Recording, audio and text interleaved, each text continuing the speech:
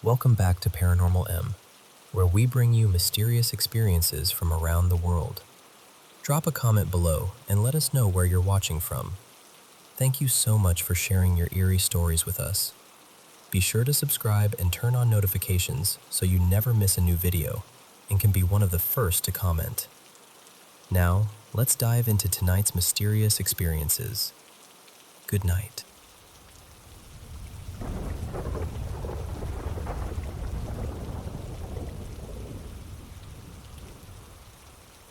I want to tell you about one of the eeriest stories to come out of Turkey, and what makes it so unsettling is that people there have about it for generations.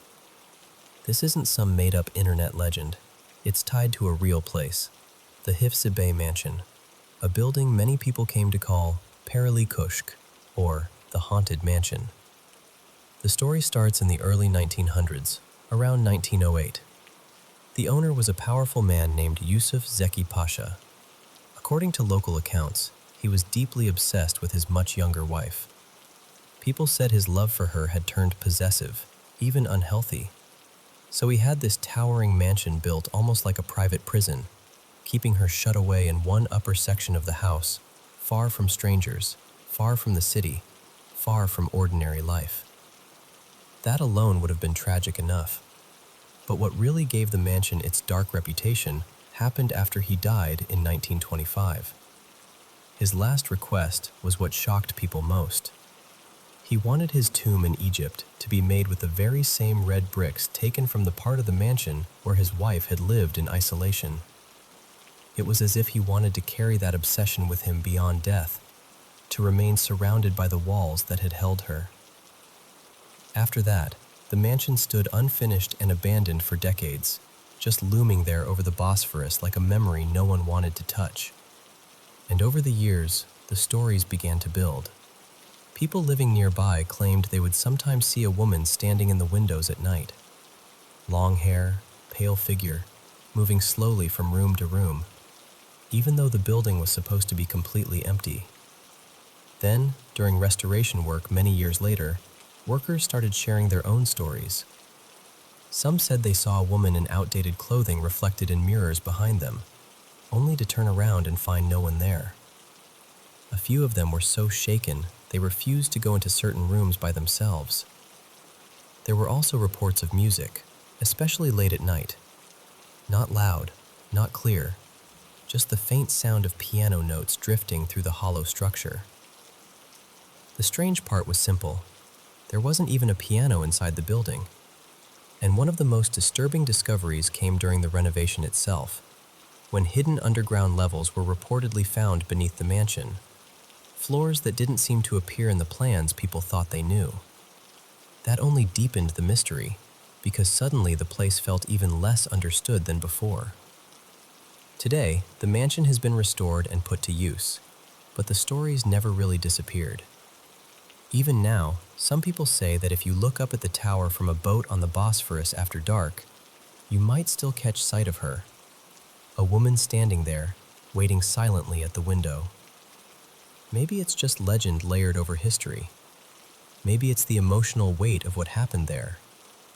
Or maybe some places really do hold on to the people and feelings trapped inside them. Either way, that mansion still carries a heaviness people haven't forgotten.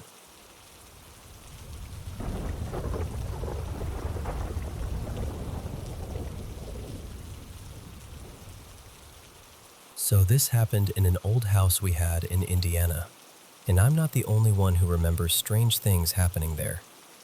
My family could back up plenty of these stories, but this one has always stayed with me.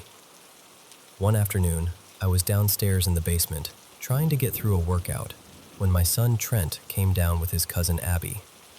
They were around 8 or 9 then, full of energy, loud, playful, and definitely not interested in letting me exercise in peace.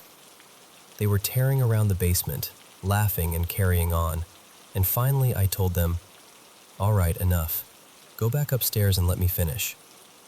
They said they were going to play hide and seek, and I told them that was fine, as long as they stayed out of the basement. So they ran back upstairs, and I went back to what I was doing. A couple minutes later, I heard footsteps on the basement stairs again. I turned, expecting one of them to be sneaking back down, and I saw Abby. She came hurrying into the basement like she was looking for a place to hide. Without saying a word, she slipped behind a door and crouched there. Not long after that, Trent came downstairs too, but this time he was whispering. He asked me, "Have you seen Abby?" I remember feeling annoyed because I thought they were both ignoring me and turning this into part of their game. I motioned toward the door where I had just seen her hide and said something like, "Yes, and I'm getting tired of you two coming down here." Trent went straight to the door and pulled it open. There was nobody there. I can still remember the way that felt. My whole body just went cold because I knew what I had seen. At that point, I stopped working out completely, and Trent and I searched the basement together. We checked everywhere. Abby was nowhere downstairs. I started calling for her, honestly, panicking a little by then, and she answered me from upstairs. She had been up there the entire time. I went up right away and asked her if she had come down to the basement and hidden behind that door. She looked at me completely confused and said no, she had never come downstairs at all. And I believed her, because there was no way she could have gotten back upstairs without us seeing her. When I explained what I'd seen, the look on her face changed. First confusion, then fear. She understood exactly why it shook me. The truth is, that house had a reputation with all of us. Almost anyone who spent enough time there knew something wasn't right. There were certain places in the house where the atmosphere felt heavy, where odd things happened more often, and the basement was definitely one of them. Needless to say, we all stayed upstairs after that. Nobody wanted to go back down there for the rest of the day. And that was just one story. There were many others, some that happened to me, some told by relatives, all centered around that same house. I never really knew why it felt haunted. There was talk about a woman who had lived there before us and passed away in the home. I didn't know much about her, only that she was deeply religious. Whatever was in that house, it never felt like just one presence. It felt like many. Some of them seemed mischievous, almost playful in a cruel way. Others felt darker. People saw shadows. Some swore they saw figures that looked completely real. I never saw one fully clear with my own eyes, but I heard enough from people I trust to know they believed what they saw. So when I tell you, I saw Abby run into that basement and hide behind that door, I mean I saw her. The only problem is, she was never there.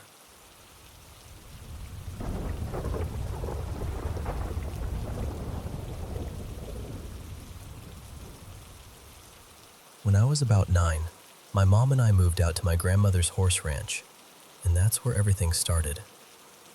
Even now, my mom says one of the biggest mistakes she ever made was giving me the upstairs room on the left side of the house instead of the one across the hall. There was this little walk-in attic connected to my room, and from the beginning, she said it just didn't feel right in there. She couldn't really explain it. It just gave her a bad feeling. At first, nothing seemed too strange, but at night, if everything was really quiet, I'd hear what sounded like a baby crying. Faint. So faint that I kept telling myself it had to be coming from outside somewhere. The next morning, I asked my grandmother about it, and she told me maybe it was goats from a nearby property. That sounded reasonable enough, so I tried not to think too much about it. But after a while, little things started happening. I'd come home from school, and my radio would be playing a completely different station from the one I'd left it on. I asked everyone in the house if they'd gone into my room, and every single one of them said, no. Then my bedside lamp started turning on by itself. I'd wake up in the morning and find it glowing, with no memory of switching it on the night before.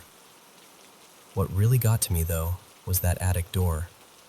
It started cracking open on its own at random times, even when no one had been in my room. I got so scared of it that my grandfather finally put a lock on the door, just to help me feel better. I remember being relieved, but only a little, because deep down, I felt like the lock wasn't really the point. It was whatever was behind that door, or maybe around it, that bothered me. Then one morning, my grandmother was standing at the kitchen window, staring out toward the pasture. She called me over and told me to look. My grandfather was out in the field carrying a bucket of water, and he was talking like someone was walking right beside him. When he came back in, my grandmother asked him who he'd been talking to, and without even hesitating, he said, "Mr. Larkin." Just plain as day, like it was the most normal answer in the world. Then he stopped, blinked, and kind of laughed it off. He said he could have sworn there'd been a man walking with him, even though he knew that sounded ridiculous. Not long after that, we learned more about the land itself. There was a pasture where the mares used to gather under the only tree in the field.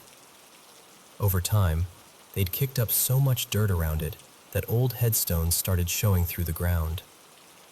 That's how we found out the property had once had a family cemetery on it, long before the ranch was sold. 2 of the graves were women who had died during childbirth. And then there was the old barn across the road. We later learned that decades earlier, a man had taken his own life there.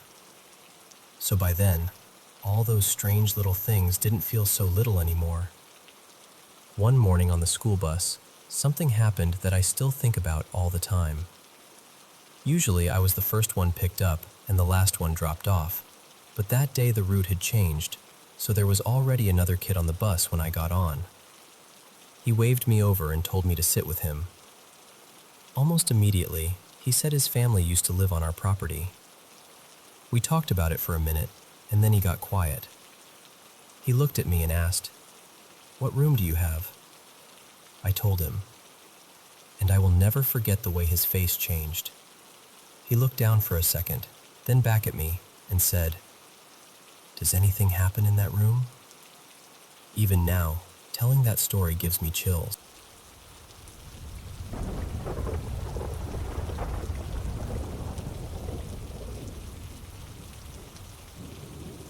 I want to tell you something that's been passed down in my family for years. It happened to my grandmother when she was still a young woman, and it's one of those stories that never changed, no matter who told it. I heard it from her myself more than once, and my mother told it the exact same way. Back then, my grandmother, her name was Mara, was in her early 30s, living in a small village with her 2 little children. One evening, they were on their way home from the fields in an old wooden cart pulled by a pair of oxen. It had gotten later than she meant to stay out, and the light was fading fast. Since the children were sleepy and worn out, she decided to take the quicker path back, the one that ran beside the cemetery. As they got close to it, the oxen suddenly stopped. Not slowed down, stopped completely. She tried calling to them, urging them forward, even tugging at them, but they wouldn't budge. Not one step forward, not one step back. She always said the animals were trembling, slick with sweat, breathing so hard it frightened her. It was like they were panicking over something she couldn't see, yet somehow they were frozen in place. That was when fear really set in. So she started praying, quietly at first, then more earnestly. Just the prayers she knew by heart, the ones that came to her in that moment. And the second she finished, the oxen lurched forward. But they didn't just start walking again. They bolted. They ran as if something behind them had broken loose and was chasing them. Then one of the children, my mother's brother, who was just a little boy then, started crying and shouting. He kept pointing behind the cart, terrified, saying there was someone there. He said it was a bald man following them. My grandmother turned to look, and she always said she saw something too. She described it as small and oddly shaped, with a face that didn't seem right. Not exactly human, not exactly anything she could explain. Just something that felt wrong the moment she saw it. She didn't stop the cart. She didn't look back again. She just held on to the children and let the oxen run until they reached home.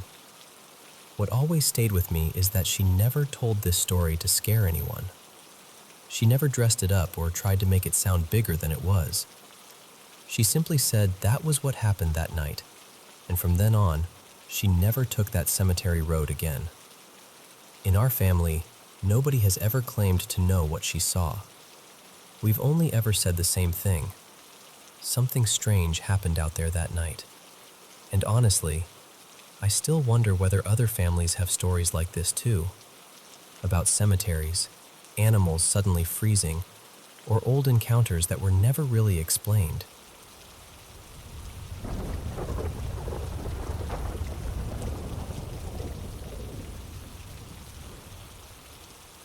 Last winter, I was staying at a friend's farmhouse with a small group of close friends. We had lit a fire out in the courtyard, and as the night settled in, we started swapping stories about jinn, strange encounters, and all the things people whisper about after dark. Right in the middle of it, the old caretaker came out and told us dinner was ready. My friend smiled and said, "We'll come in soon." But I stopped him and said to the caretaker, "Why don't you sit with us for a while? We're telling jinn stories, and I'm sure you must know a few." He gave a quiet smile, nodded, and said, "Oh, I know plenty." So after dinner, we asked him to come back and join us by the fire. He settled down, looked into the flames for a moment, and then began. He said, "Back in my village, there was a large house owned by a wealthy family.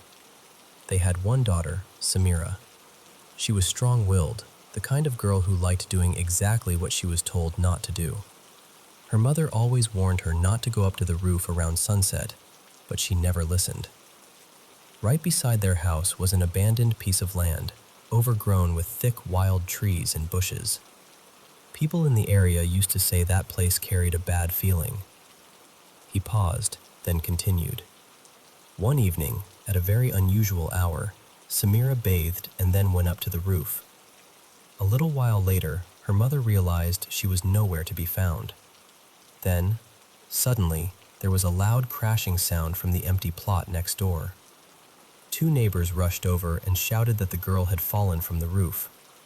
She was badly injured. They took her to the hospital. The doctors said there was a small fracture near her knee and that she would need proper rest. But when she returned home, something about her had changed. She became withdrawn, quiet, not like herself at all." He leaned in a little closer. Her mother had diabetes, so she woke at nearly the same hour every night. One night, when she got up, she found Samira standing motionless in the dark, staring out toward the wild trees. When her mother gently touched her shoulder, the girl jerked in surprise and said, "How did I get here?" At first, the family thought she was just traumatized from the fall. But then her grandmother came to visit and started talking about the wedding that was supposed to happen soon. Samira looked at her in a way that made everyone uncomfortable. Then, in a voice that didn't sound like hers at all, heavy and rough, she said, "What did you say, old woman?" After that, she made this deep growling sound and said, "I am the one from the empty land.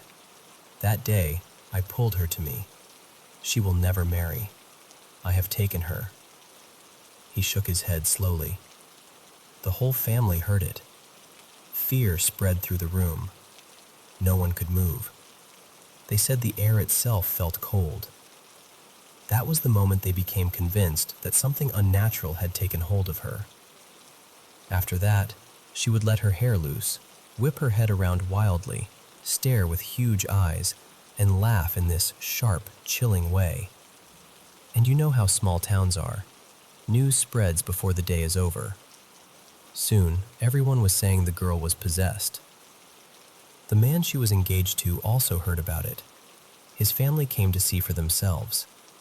The moment Samira saw him, she burst into laughter and said in that same deep voice, "You? You still want to marry her?" Then she snapped her fingers and said, "I'll send you somewhere you'll never return from." The poor man fled. He sighed before going on. Then one day, a man from a nearby town appeared at their door. He said he had heard about the girl and believed he could cure her. At first, the family wanted nothing to do with him and tried to shut the door. But he stopped them and said, "At least let me try." They were exhausted by then, desperate and worn down, so they agreed to listen. But the man had one condition. The caretaker looked around at us before continuing. He said, "My treatment will only work if you promise to marry your daughter to me." We all went silent. He said, "Of course the family was furious. Who asks for something like that?" But the man kept talking. He said, "Think carefully. The whole town knows about her condition now. Who else will marry her? I'll cure her and I'll marry her. This isn't even my profession. I have a regular job. This is simply knowledge I have." The family struggled with it, but they felt trapped. No respected family would now agree to marry their son to her.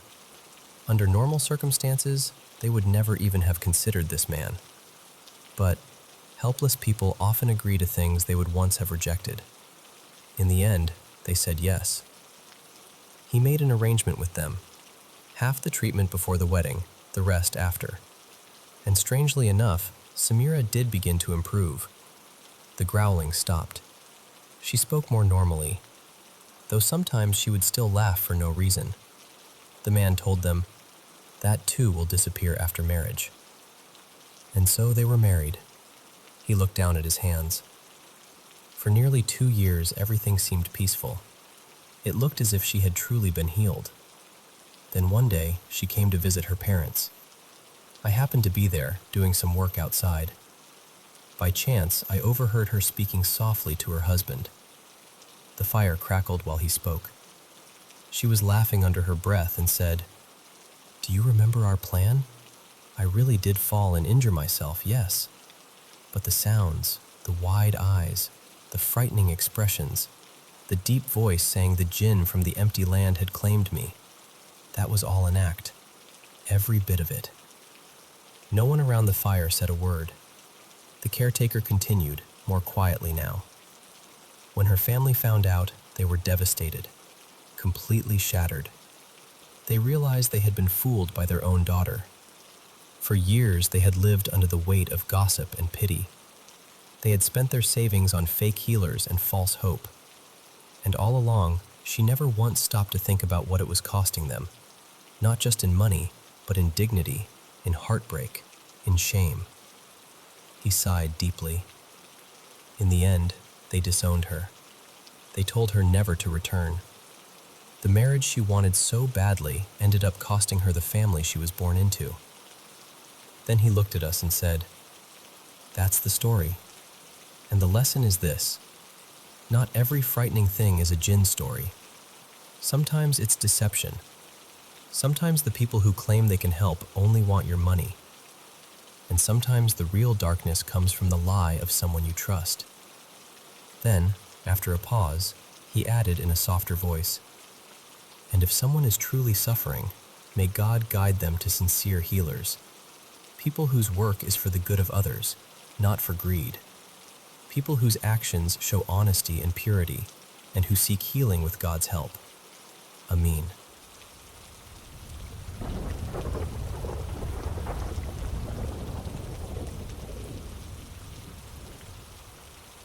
You know, I've told this story a few times, but every time I do, I still get that same uneasy feeling.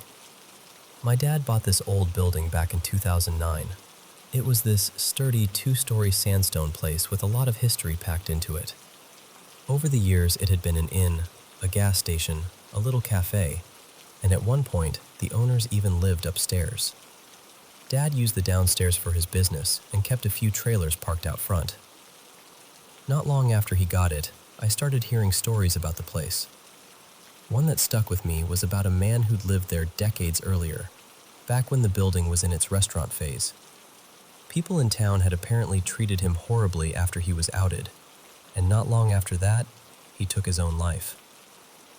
I never knew how much of that story was true, but it stayed in the back of my mind. Upstairs had been renovated before we moved in. It was basically one giant open room, The kind of space that had to be a bedroom, living room, and dining room all at once.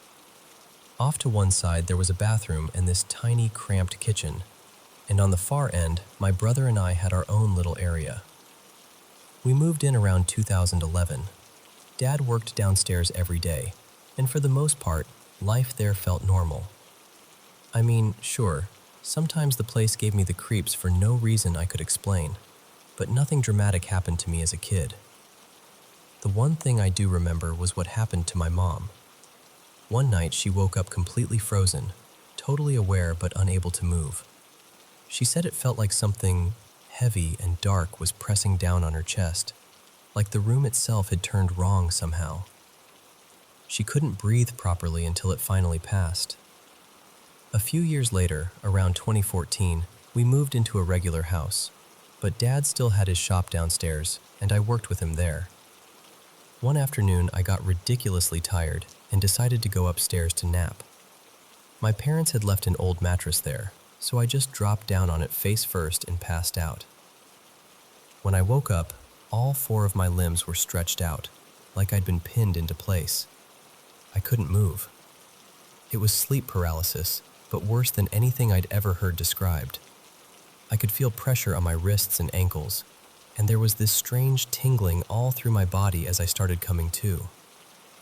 Then I heard this faint chanting right behind my head.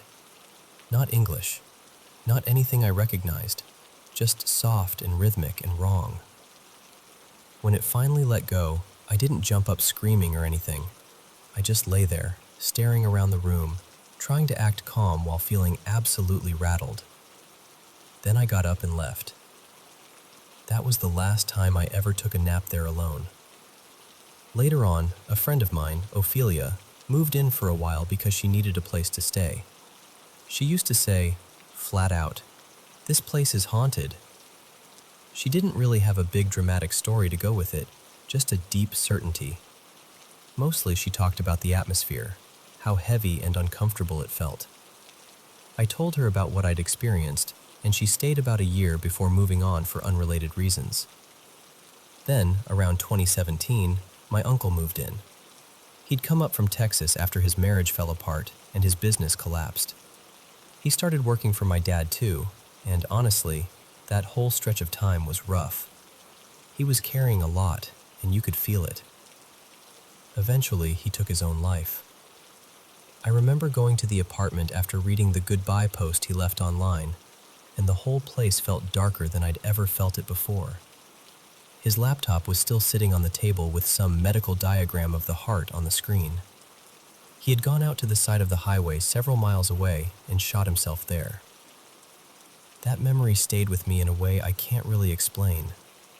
It felt like the apartment absorbed every tragedy that touched it. Mine was vivid and awful. A man walked into the local grocery store and shot himself right in front of me. Sadie's was different, but just as disturbing. In hers, she was trying to talk to her mom, but her mom couldn't hear her. Then in the dream, she realized she had died and was the one haunting the room. We woke up and told each other what we'd dreamed, and it shook us both. We tried to reason it out. Maybe it was just suggestion. Maybe we already knew too much about the place. But still, it was unsettling. Not long after that, we adopted a cat and named her Lady. Within days, she made it very clear there was one particular part of that apartment she did not trust. It was this open closet area in the corner near the bathroom door. The first time we really noticed it, Sadie and I were both in the bathroom when Lady trotted over to the doorway, looked sharply into that corner, and froze. Her whole body puffed up. She turned sideways like cats do when they're terrified, and just stood there absolutely locked in. Sadie and I didn't say a word. We just looked at her, then at each other. And it kept happening, over and over. That same corner. She was fascinated by it, but also terrified of it. And honestly, once we started noticing her reactions, we got scared of it too. The apartment already felt off in general, even in broad daylight, but that corner felt especially wrong. One morning, while I was still asleep, Sadie got up to use the bathroom. While she was in there, Lady let out this scream from just outside the door. Not a yowl, not a hiss, not a regular cat noise. Sadie said it sounded horrific, like an animal in absolute panic. Her first thought was that Lady must have been badly hurt. She rushed out, heart pounding, and couldn't find her anywhere. Eventually she found her hiding behind the microwave, staring out with this terrified look on her face. I somehow slept through all of it, but when Sadie woke me up and told me what had happened, I remembered the dream I'd been having. In it, I was just falling down an endless staircase. That was the whole dream, just falling and falling. After that, Lady started hiding behind the microwave all the time. It became her safe place, and that scared us more than anything, honestly. We worried about her when we were gone. We started staying home more because we didn't want to leave her there alone. Then, the strangest confirmation came from downstairs. At the time, the lower floor was being rented by a native man named Jeff, who made regalia for dance ceremonies. One night, Sadie and I had a little fire going out back, and Jeff came over to smoke and chat. The conversation was casual at first, and then out of nowhere he asked, "Y'all got something weird going on upstairs?" I remember just staring at him. I asked, "Like paranormal weird?" And he said, "Yeah, this place is haunted. For real." That hit us hard because there was no real reason for him to know we'd been talking about it. It's not like we were shouting ghost stories out the window. So I asked him what he'd experienced. He said he'd had a few unsettling things happen downstairs, but what really got him was the noise from upstairs. He'd see us leave through the big front windows, watch our car pull away, and then minutes later hear somebody walking around up there. Not light little sounds either, not cat feet. Heavy footsteps. A grown man pacing back and forth from one side of the apartment to the other. The chills I got hearing that. I still remember them. Then he told us about one night he'd pulled up and seen a black figure moving inside downstairs. He thought somebody had broken in. He grabbed a huge knife, went in ready for a confrontation, and found the place locked and empty. No one there. Jeff said he'd been wanting to talk to us for a while, but didn't want to sound crazy. Then he offered to help. He told us he wanted to smudge the place, but that doing only downstairs wouldn't matter if whatever was there was throughout the whole building. He had a blend of cedars from different places, and said he'd smoke out his side if we did the same upstairs. He told us to open the windows and doors, let the smoke move through, and speak out loud. Tell whatever was there that it had overstayed its welcome, that the place belonged to the living now, and it needed to move on.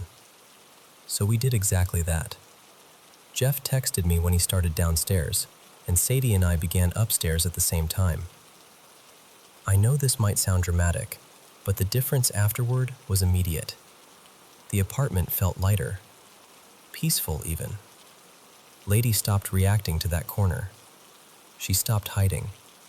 The strange, oppressive feeling that had settled over everything just lifted.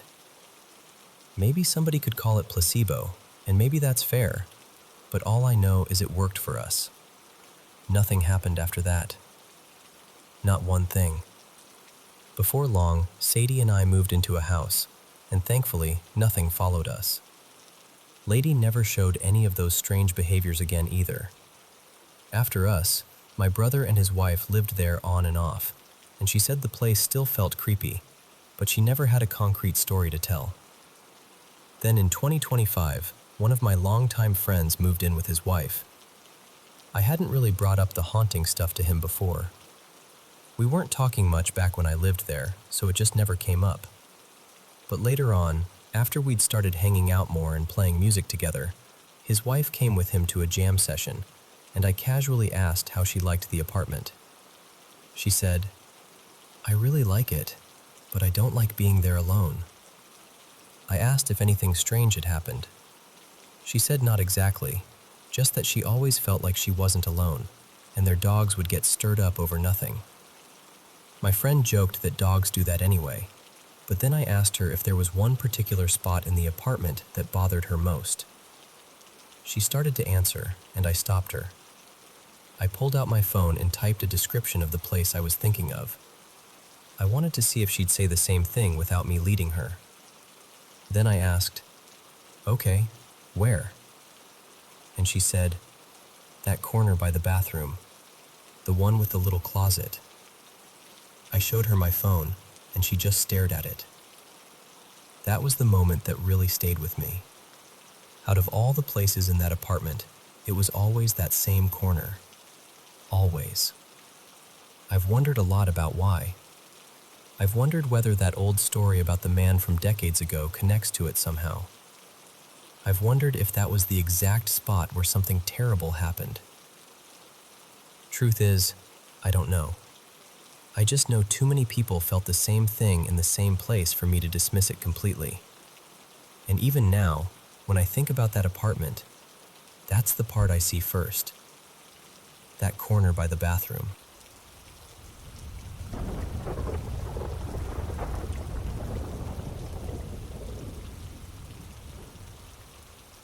I work maintenance at an apartment complex, and for a while there was this resident who kept reporting the same thing over and over, banging on his wall late at night. He was convinced it was coming from the woman in the unit next door. The problem was she always denied it, and nobody could ever prove anything, so there really wasn't much we could do. Now, this building is mainly for elderly residents and people dealing with mental health challenges, so complaints like that weren't exactly unusual. Most of the time, things had an explanation, or at least, that's what I always told myself. Eventually, the woman next door moved out, and I was the one assigned to clean and prep the apartment. For the first few days, everything seemed completely normal. Nothing out of place, nothing strange. But on the last day I was there finishing up, something happened that I still can't explain. The second I stepped into that apartment that morning, I felt it. Not cold exactly, but this deep chill ran through me anyway. You know that feeling when the air itself seems heavy, like something is pressing down on you? That's the only way I can describe it. I kept working, thinking maybe I was just tired or having an off day, but the feeling never left. It stayed with me the entire time I was in there. And honestly, if that had been all, I probably would have brushed it off. But then, right at the end of the day, I was carrying my tools out into the hallway. I'd already stepped a few feet away from the apartment when I suddenly felt this strong need to turn around. I still don't know why. I just did. When I looked back at the door, I stopped cold. There was a gap under the front door, maybe about an inch or so, enough that you could see light and shadow from the other side. And under that door, I could clearly see the shadow of what looked like 2 feet, like someone was standing just inside the apartment, right near the door. I remember staring, trying to make sense of it, because I knew nobody was in there. I had been inside that unit all day. I would have seen anyone. My first thought was maybe it was some kind of light reflection, maybe a trick of the sun through the window. But then, the shadow moved. Not flickered, not shifted, moved. It looked exactly like a person turning and walking away from the door. I'll tell you right now, I did not go back in there to investigate. Absolutely not. I just picked up my pace and kept walking. Later on, once I'd calmed down a little, I tried to explain it away. I went outside and checked around the building, thinking maybe someone had passed by the window and cast a shadow just right. But the layout didn't support that. The apartment windows faced the shaded side of the building, and with the roof hanging over that side, sunlight didn't hit in a way that could have made that kind of shadow. The sun was too high, the angles were wrong, and there just wasn't any clear way for a person outside to create what I saw under that door. I even considered whether maybe someone was shining a flashlight or some other light source from outside.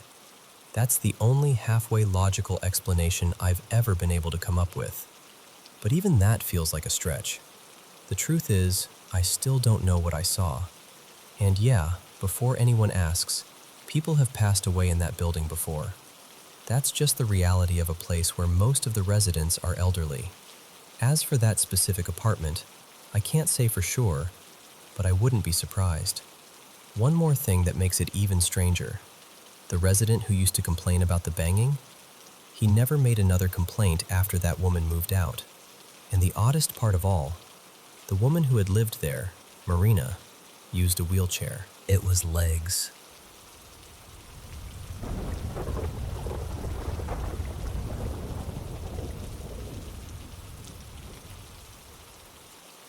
So, a few winters ago, my ex and I rented this cozy little Airbnb just a bit outside Port Angeles in western Washington. It was right around Christmas, tucked away in a quiet rural area, and the whole place felt still in that way only snowy places do. There was already a soft layer of snow on the ground, and more kept drifting down while we were there, which felt kind of magical since we almost never get snow where we live. We spent the trip doing all the simple, comforting things. We made boozy coffee shakes, curled up under blankets watching old movies, and drove into town here and there to poke around little shops and scenic spots. It was one of those small getaways that feels peaceful without needing much of a plan. At night, though, it got incredibly dark outside. No streetlights, no traffic, just silence. Every now and then I'd hear something out in the yard, probably a deer or some other animal stepping through the snow, and that part actually felt kind of beautiful. What bothered me more was this strange rustling sound coming from the direction of the bedroom closet. The place was a small manufactured home, and with all the wildlife around, I told myself it was probably just some little animal trying to get warm underneath or inside the walls. Eventually, I drifted off, though I'm a light sleeper, and I kept waking up to that faint scratching and rustling off and on through the night. The bed didn't help either. It definitely wasn't mine, so I don't think I really slept deeply until close to morning. And then, out of nowhere, I woke up feeling like someone had their hand on my throat. It was sudden, firm pressure right across the front of my neck. I started coughing immediately, and just as fast as it came, it was gone. I remember jolting awake and snapping at my ex, thinking maybe his arm had somehow landed across me in his sleep. It didn't really make sense, but when you wake up like that, your brain reaches for whatever explanation it can. He turned toward me all groggy and confused and just mumbled, "What?" And in that instant, I knew it hadn't been him. He'd been sleeping with his back to me. Later that morning, when I was alone in the bedroom, I looked toward the closet and told whatever was there to leave me alone. Not politely either, just very directly. After that, I still heard a little rustling the following night, but nothing touched me again. It definitely shook me in the moment, that feeling of being strangled awake. But honestly, I've had enough strange experiences over the years that I've learned not to completely fall apart every time something unexplainable happens. That doesn't mean I enjoy it. It's unsettling every single time. But compared to some other things I've experienced, this felt more like one sharp, eerie incident than something that lingered. And once we left, that was it. Nothing followed me. Nothing happened afterward. It just became one more story I still think about whenever winter rolls around and everything gets quiet.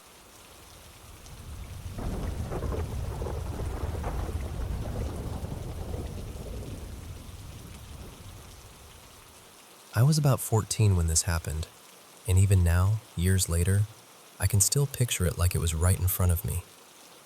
It was a Saturday night, and I was home alone.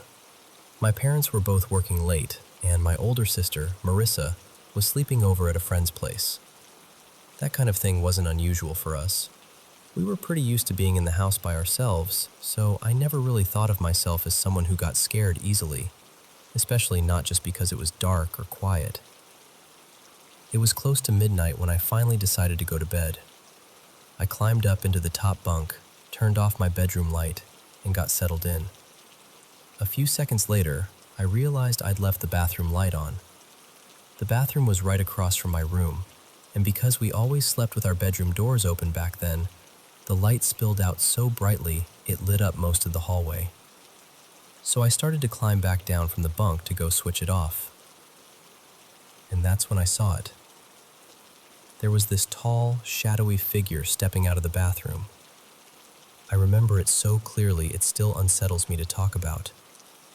It looked too tall for the doorway, like it had to reach up, grip the top of the frame, and duck its head to get through. Then it turned slowly and moved toward my sister's room. When it got there, it did the same thing again, grabbed the top of the doorway, lowered itself, and walked inside.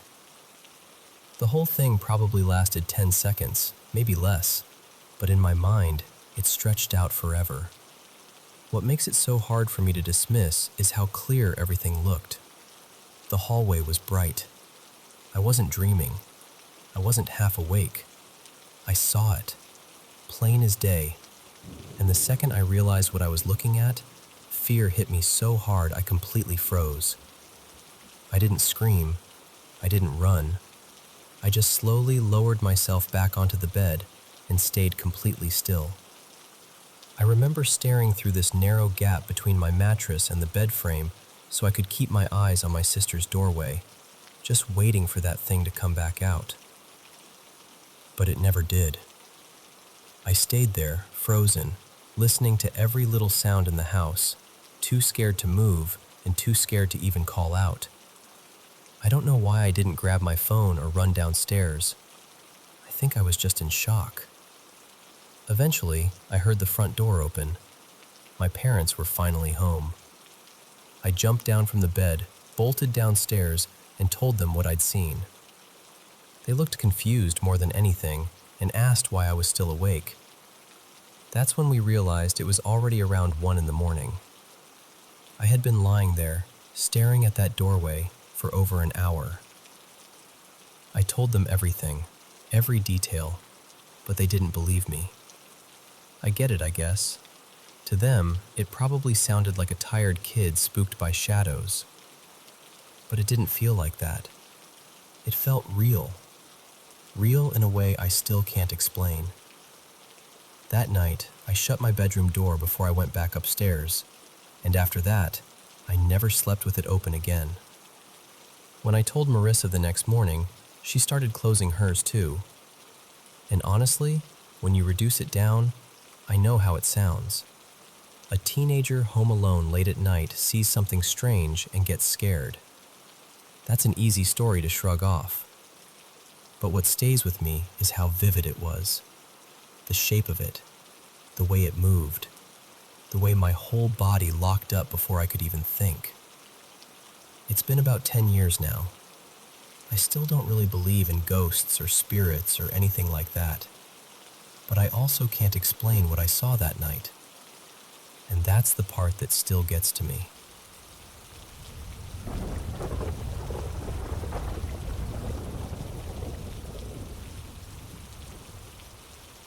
When I was little, I used to spend my school holidays at my mother's house in the village. Not too far from her home, maybe a short walk down the road, there was a path leading toward the next village. Along that path stood a huge old banyan tree, the kind that seemed ancient even to a child. For as long as I can remember, people spoke about that road in voices, especially after sunset. The elders said that many years earlier, a young woman named Mira had been killed near that tree. After that, the place was never quite the same. People in the village had all kinds of stories. Some said that if they passed that way alone, they could hear a woman calling, almost as if she were just behind them. Others said they felt a sudden shove from the back, even when no one was there. And some talked about a strange wave of fear that came over them for no reason at all, like the air itself had turned heavy. What made everyone take it seriously was that a few people were actually found unconscious near the tree. By morning, villagers would discover them lying by the roadside or a little farther away, with no clear idea of what had happened. After enough of those incidents, people stopped using that road in the evening altogether. Even during the late afternoon, some said the place felt wrong, too quiet, too tense, too unsettling. So for months, everyone took the longer way around. Finally, the villagers called in a sorcerer from another area. He listened to everything and said the spirit of the young woman was still trapped there. For 7 days, he performed rituals near the banyan tree. Then, at the end of it all, he drove a large iron nail deep into the trunk and told the villagers that the spirit had been pinned there and would not wander anymore. And strangely enough, after that, the stories stopped. People slowly began using the road again, though many still hurried past that tree and avoided looking at it too long. I went back to the village not long ago, and I saw that same banyan tree still standing there. It looked older, quieter somehow. And the nail? It was still there.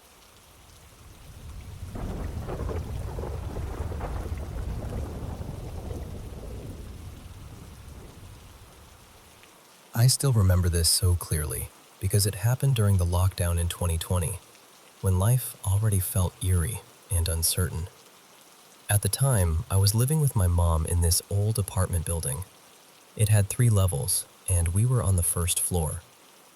There were flats at each corner, with this open hollow space in the middle, and directly across from us was one apartment everyone in the building quietly avoided. People always said something was wrong with that place. So, the night this started, it was October 9th, 2020. Nothing unusual was going on. I was lying there playing a game on my phone, and my mom was watching one of her usual shows on TV. It felt like any other late night. Then I checked the time. It was 11:35 p.m. I got up to head to the bathroom, and the second I opened the door, I heard this strange sound. It's honestly hard to describe even now. It wasn't exactly a voice, and it wasn't exactly a noise either. It was like something between a whisper and a vibration, like the air itself had shifted for a second. It made me pause, but I brushed it off and kept going. I had only been in the bathroom for maybe half a minute when I suddenly heard screaming from the flat next to ours. Not just startled yelling, real panic. Everyone came rushing out into the hallway. Our neighbor, a woman who had only moved in recently, was shaking so badly she could barely talk. She said she had been tidying up her room when she saw a figure standing in the corner, just watching her. And then, right in front of her, it disappeared. The unsettling part was that she had no idea about the stories people told about that side of the building. She didn't know anything about the apartment across from us, or the rumors attached to it. I wish I could say that was the end of it, because honestly, that would have been easier to accept. But exactly 1 week later, it happened again. That night, I was sitting at home working on something, completely focused, when I heard that same strange sound. The second it reached my ears, this cold feeling ran through me. I turned and looked at the clock immediately. 11:35 p.m., the exact same time. This time, I didn't hesitate. I rushed straight to the door, and before I could even fully open it, another scream rang out, this time from a different neighbor. We all stepped out again, hearts pounding, and found him standing there pale and breathless. He said he had seen someone standing near his bedroom entrance. When he got up in shock, whatever it was darted toward the front door and vanished. Just gone. After that, nothing else happened while we stayed there, and we lived in that building for almost another year. No more sounds, no more screams, no more sightings. But even now, I can't shake the feeling that whatever it wasn't just there to scare people. It felt deliberate, like it was appearing for a reason, like it was trying, in its own strange way, to get someone's attention, or maybe tell us something we were never able to understand.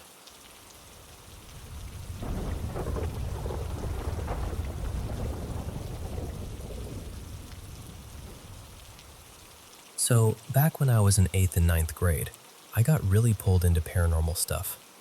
I had a girlfriend then who was super into witchy things, and through her, I ended up getting fascinated by it too. Before long, we were using a Ouija board constantly, like almost every day after school. After a few weeks, something weird started happening. Every time we asked who we were talking to, it gave us the same answer. Him. At first, it honestly didn't scare us that much. We were kids, and it all felt more exciting than dangerous. But over time, the tone changed. It got mean.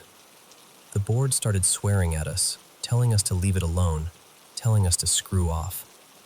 One day, I got so irritated that I just snapped and shoved the board right off the table in the middle of a session. After that, I backed away from it for a little while. But the weirdness didn't stop. A couple weeks later, I was working a late shift stocking shelves at Walmart. Out of nowhere, I heard somebody whisper my name. I figured I imagined it. Then I heard it again, louder this time. I checked the next aisle thinking maybe someone was messing with me, but nobody was there. Then it happened a third time, clear enough that I actually shouted, "Okay, who keeps calling me?" Nothing answered. Maybe half a minute later, one of my coworkers came up to me looking seriously unsettled. She asked, "Did you just hear your name called 3 times?" I said yeah, and she told me she was a medium, and that hearing your name called like that could mean someone in your family was about to die.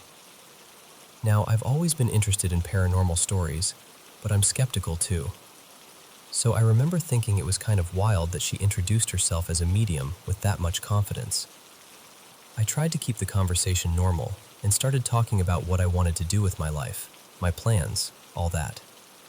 She cut me off and said, "Every time you talk about your future, I hear this ugly little laugh. Something negative is attached to you. It doesn't want good things for you." She had no idea about the board. None. And the second she said that, my stomach dropped, because in my head I immediately connected it to him. When I got home and finally went to bed, the house phone rang not long after. I heard my mom out in the hallway saying, "Oh no, I'm so sorry." I was downstairs before she even hung up. Somebody in our extended family had just passed away. It wasn't someone I was especially close with, but still, after what had just happened at work, it hit me hard. You'd think that would have been enough to make me stop. But honestly, at that age, it made me more curious. It scared me, sure, but it also made everything feel real in a way I hadn't felt before. So not long after that, I invited my best friend and my girlfriend over to my parents' basement to use the board again. That ended up being the last time I touched one for years. It was the middle of the afternoon, bright outside, nobody else home. We'd been sitting there maybe 20 minutes when all 3 of us suddenly smelled breakfast sausage cooking. Not faintly either. It was strong, unmistakable, like somebody was frying it right beside us. There was absolutely no reason for that smell to be there. So we asked the board if that was him, and it answered yes. Later on, my parents came home and made dinner. We stopped to eat, then went right back downstairs. By that point, we were pushing it, really pushing it, asking it to prove it was there, asking it to touch us, moving around the room trying to feel cold spots. Then my girlfriend and I did something unbelievably stupid. I asked if it could possess her. The planchette moved faster than I had ever seen. Straight to yes. And then it started counting down. The bulb over our heads started buzzing, then flickering, and then it went dead. Total darkness. I panicked instantly and ran upstairs screaming. When I got to the living room, my dad was still sitting there, watching TV. And through the front window, I saw this huge white flash outside. The transformer across the street blew. What stuck with me was the order of it. In my mind, the transformer should have caused the power to go. But the bulb above us had already buzzed and died first.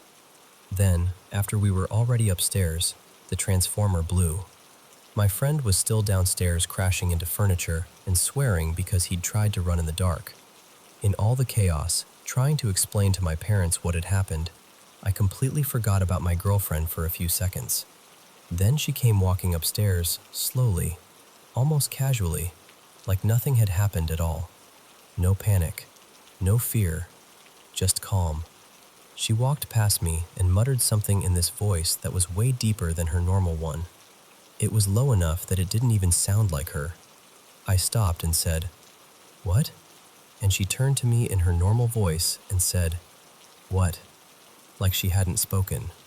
Then she did the same thing to my friend. I told her she needed to go home, and she did.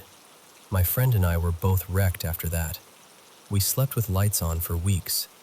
I was so freaked out that I actually left the house later that night, just because I couldn't settle down. My parents told me afterward it was all coincidence, that maybe a branch had hit something outside. I accepted that for a long time. But years later, at a family gathering, it came up again, and they admitted they'd only called it a coincidence to calm me down. There hadn't even been any wind that night. A few years passed before I touched a board again. By then, I was in high school and dating a new girl, Sadie. I told her everything that had happened back in 8th grade. Instead of getting creeped out, she and her sister got completely fascinated. They wanted to try it themselves. Sadie's dad lived out in the country in this huge house with a finished basement and a long hallway that always felt wrong somehow. You know that feeling when you turn off the light and suddenly it feels like you need to sprint because you don't want to be the last person in the dark? That was the vibe of that hallway. Even before we ever used the board there, they hated walking through it at night. So of course, that's exactly where they wanted to set everything up. We went down into the rec room beside the hallway, turned off the main lights, and sat with just a few candles lit. I started by asking if anyone was there. At first, the board barely moved. It was painfully slow, but the longer we sat there, the faster it started going.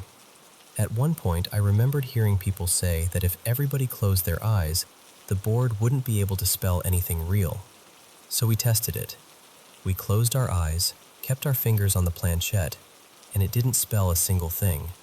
We opened our eyes and started laughing. The whole mood broke. I leaned back and started saying, "Yeah, okay, this is total bull," and then the door to the hallway slammed. Not drifted, not clicked shut, slammed, hard, violently, like someone had put their whole body into it. The girls screamed and told me to go check. I looked around for an open window, a draft, anything. Nothing. It was winter. The house was shut tight. I ran upstairs thinking maybe someone was pranking us, but when I got there, Sadie's dad, his girlfriend, and one of the older sisters were just sitting in the living room watching TV. Nobody had moved. Nobody was out of breath. Nobody even looked guilty. They were just confused when I asked. The second I said that, we heard knocking from the little side room off the rec room. That became the pattern. Anytime we questioned whether something was there, something happened. A knock, a sound, a shift in the room. A few weeks later, we used the board there again, and this time there was no slow start.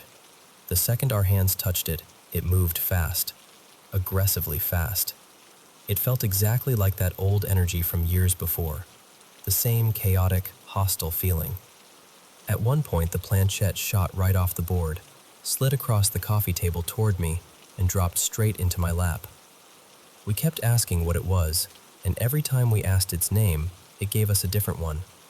It felt like we were talking to more than one thing, like one was trying to seem harmless and another wanted us scared.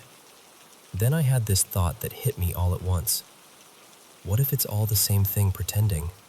So I asked, "Are you one spirit pretending to be different ones?" It moved to yes. I got chills all over. I looked at Sadie and told her, "I think this might be him." Then I asked directly, "Are you him?" Yes. We asked if it was good or bad.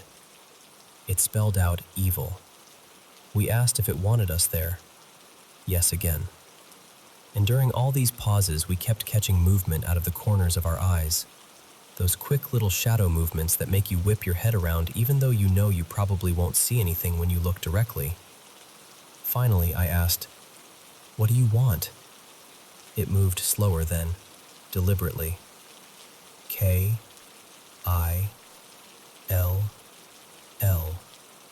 And when it got to the last letter, it hovered there, making these tiny circles over the L like it wanted to make absolutely sure we understood. We asked who it wanted killed. It spelled out Sadie's sister's name. That was it for me. I said, "Nope, forget this." I forced the planchette to goodbye, and I told them I was done. Completely done. That summer, my parents rented a little cottage near the beach. By then, Sadie and I were fighting all the time, and honestly, the relationship was already falling apart. The cottage was tiny. My parents had one room, and right across the hall was the room Sadie and I were sleeping in. Above our room, there was this little loft space with a wooden hatch and a ladder leading up to it. I slept up there. She slept in the room below. That night, we ended up talking again about the stuff at her dad's house, especially the door slam.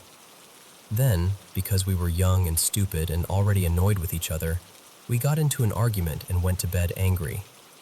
Sometime around 3 in the morning, I woke up to a whisper saying my name.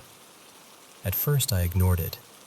I figured Sadie was still awake and trying to talk to me from below. Then it came again, clearer. I whispered back, irritated, "What do you want?" And from the bed below, Sadie answered, "That wasn't me, but I heard it too." I froze. I looked over toward the hatch opening, and there was the outline of a head rising up into the loft, long hair to the shoulders. In the dark, it looked exactly like her silhouette. I snapped, "Sadie, get off the ladder." And from below me, her voice cracked in fear and she said, "That's not me. I can see it too." That's the part I still can't shake. I was looking at what looked like a head and shoulders rising into the loft. She was looking from below at what looked like a body standing on the ladder. We were both seeing different parts of the same figure at the same time. We both lunged for the lights.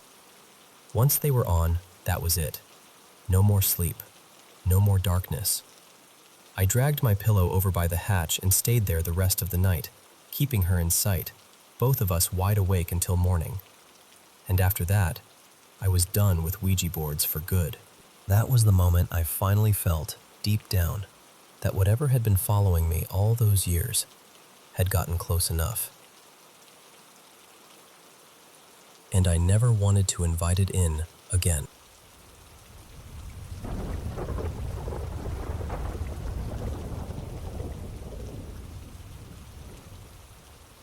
Hey, I've been living in this house for around 6 years now, and for a long time, I kept telling myself all the weird stuff happening here probably wasn't a big deal.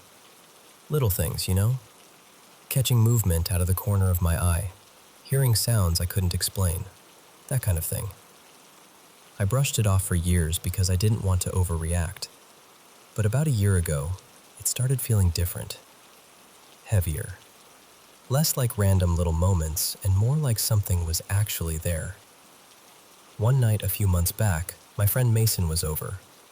We were just hanging out in the kitchen, talking like normal, and I stepped away for a minute to use the bathroom. While I was in there, I heard him calling my name from my bedroom down the hall. Over and over, just, "Ava, come here." But the voice felt off. It sounded like Mason, but not fully. Like something was wrong with it. I called back, "What?" And instead of answering me normally, it just repeated the same thing again. "Come here." So I came out of the bathroom and went to see what he wanted, and when I called his name, he answered me from the kitchen. The kitchen. And that's what messed me up, because I had just heard him calling me from my bedroom, which was all the way across the house. I asked him why he was messing with me, and he looked genuinely confused. He told me he'd never left the kitchen, and he hadn't called my name at all. At first, I thought he was joking, but Mason's the kind of person who breaks character almost immediately if he's messing around. He swore he didn't do it, and I believed him. Honestly, I still do. To this day, neither of us can explain who or what was calling me. Since then, things have gotten stranger. Stuff moves when I'm not paying attention.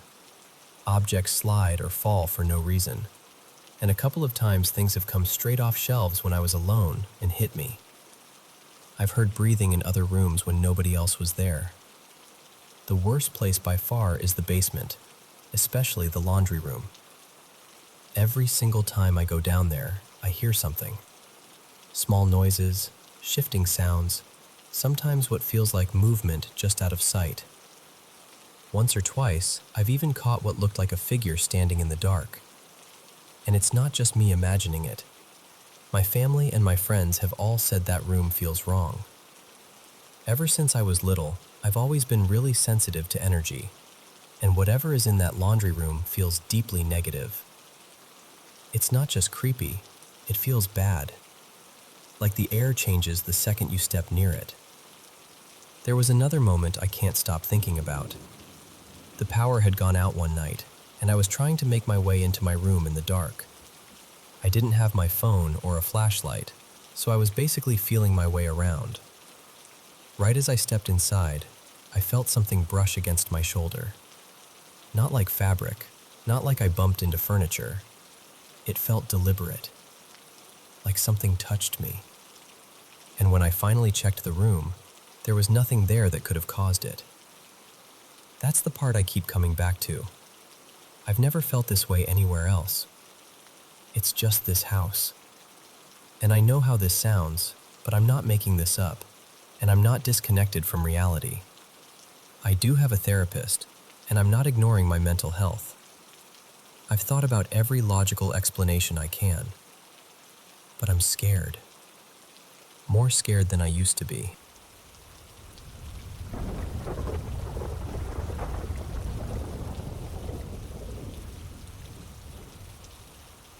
So there have been 2 times in my life when I felt completely certain I had a real encounter with something paranormal.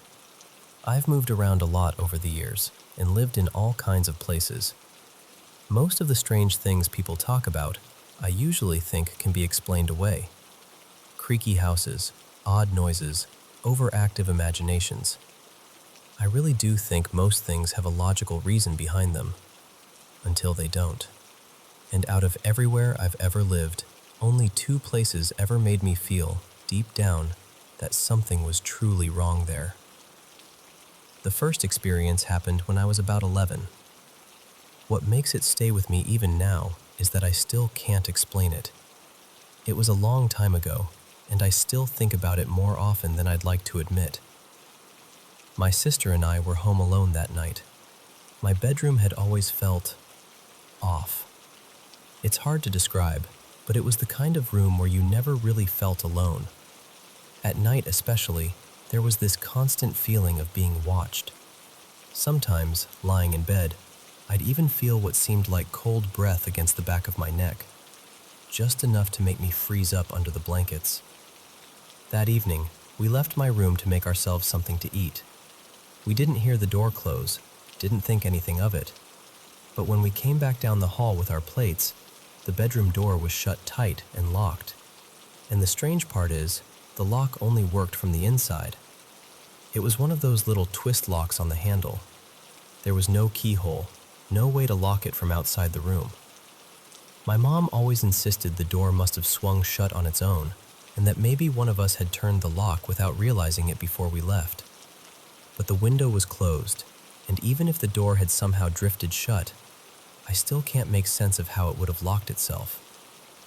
What stayed with me even more was how my mom reacted afterward.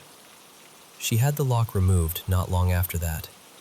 Then, within a few weeks, we moved out. For a while, we stayed at the house of the man who later became my stepfather, even though it made her commute way longer every day. Looking back now, I honestly think she knew something wasn't right in that house. I think she just didn't want us to be scared. The second experience happened years later, when I was 24. One night, my electronics started acting up in the weirdest way. Not all at once, just one thing after another, like something was trying to get my attention. I woke up at around 3 in the morning because a personal massager I owned had turned itself on by itself. I know that sounds ridiculous, but it scared the life out of me. I turned it off, tried to laugh it off, and went back to sleep. A little while later, it turned on again. I shut it off a second time, then a third. By that point, I was so unnerved that I finally took it outside and tossed it straight into the dumpster. What really got to me was that after that, it never made another sound. For the next few days, I'd walk past that dumpster half expecting to hear it rattling around in there, just to prove to myself it had only been broken. But every time, there was nothing. Just silence. After that, my computer started shutting itself off at random. I tried to be rational about it. I checked the temperature, messed with the settings, convinced myself it had to be overheating or pulling too much power. But eventually, I got so frustrated that I snapped. Out loud, to an empty room, I said, "Don't you dare shut this off again." The second the words left my mouth, the computer went black. That was the moment my stomach dropped. Not because one thing malfunctioned, but because two different things responded at once, like something had heard me. I moved out not long after that, and ever since then, I haven't had another experience like either of those. But those two places, I still can't explain them, and honestly, I'm not sure I want to.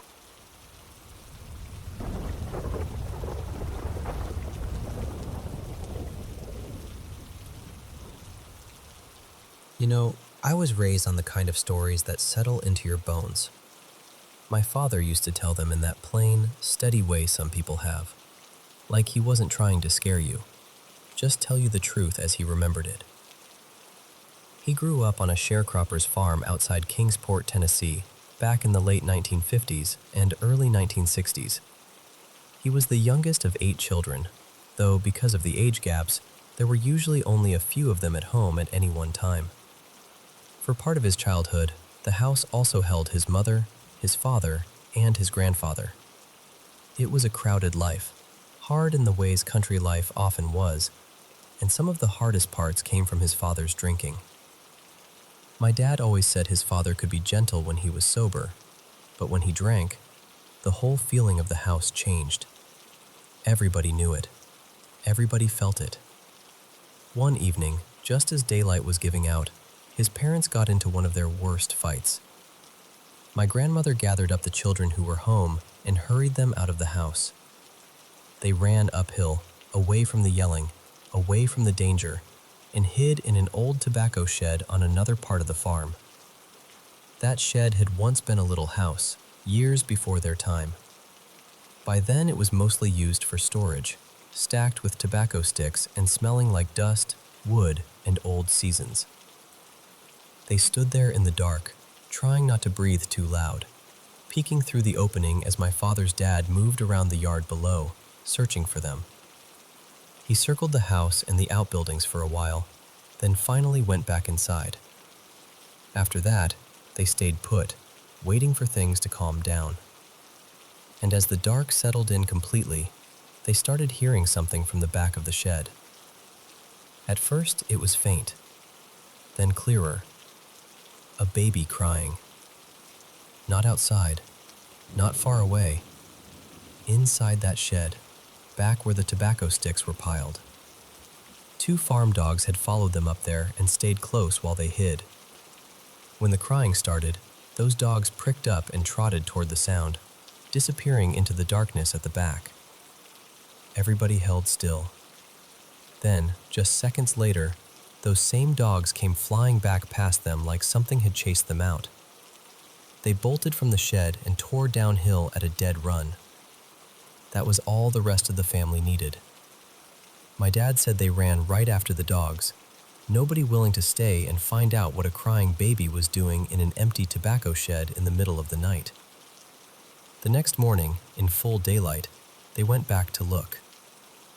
There was nothing there. No baby. No animal caught somewhere. Nothing at all. That was one of the first stories he ever told me. Another one centered around his grandfather, a man who had his own habits and routines. He'd stay out late in town some nights, drinking, and when he came home, he wouldn't go through the front door. Instead, he'd slip into his room through a window everyone kept unlocked for him. He did it so he wouldn't wake my grandmother, but it never worked. The window always rattled and groaned when it opened, and the bed springs squealed when he eased himself down onto the mattress. Everybody in that house knew the sound of him coming home. Then he died. And not long after that, they started hearing the same thing. That old window opening in the night. The same scrape, the same rattle.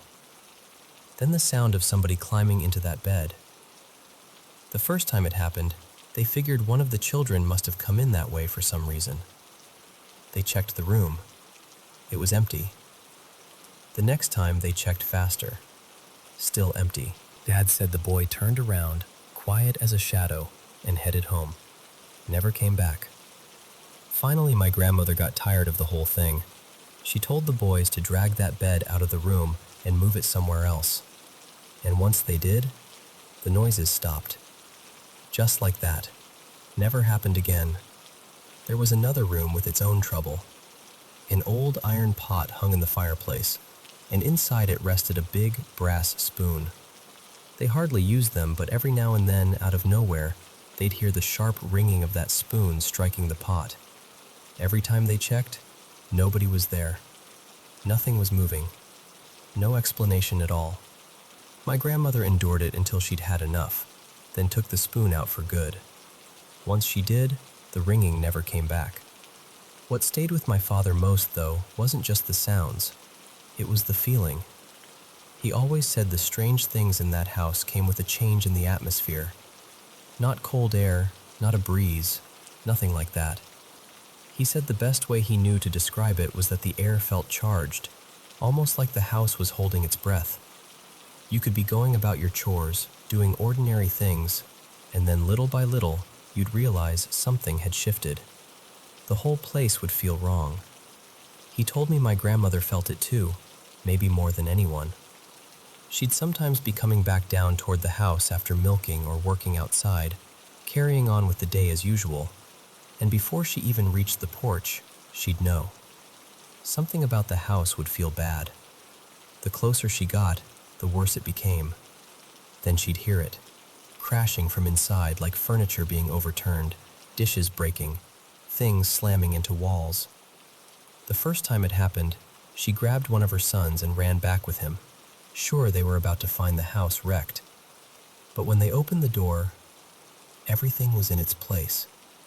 No broken dishes, no overturned chairs, no sign of any disturbance at all. After that, when it happened again, she handled it differently. She simply turned around and stayed away for a while.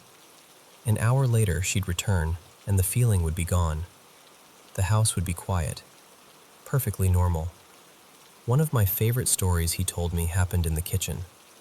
It was just him and my grandmother at home that evening, getting supper started before the others came in from work. He was helping her prepare things, and after a while he started to feel it, that charge in the air. He noticed my grandmother had gone still too, glancing around without saying a word. Then came the knocking. Loud, hard. Not just somebody at the door, but the kind of pounding that feels angry.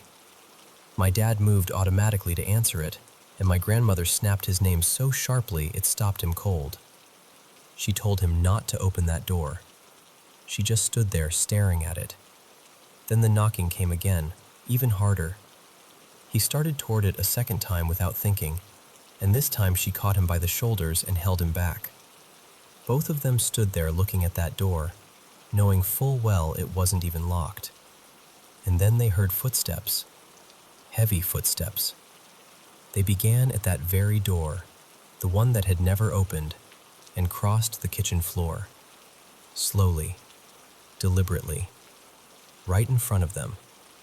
My father said those steps moved from one side of the kitchen to the other, as if somebody unseen had walked straight through the room. His mother and he just stood there, frozen, watching nothing and hearing everything. The footsteps reached the far door, then stopped.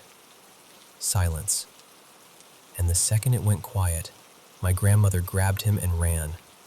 She yanked open the nearest door and pulled him outside so fast they barely touched the steps. He told another kitchen story too, one from a bright daytime, which somehow made it worse. Slow, loud, clear as anything. Only the hallway was in full view, and nobody was there. All three of them went silent. The footsteps stopped too. They stared at the empty hall, then at each other, wide-eyed and holding their breath.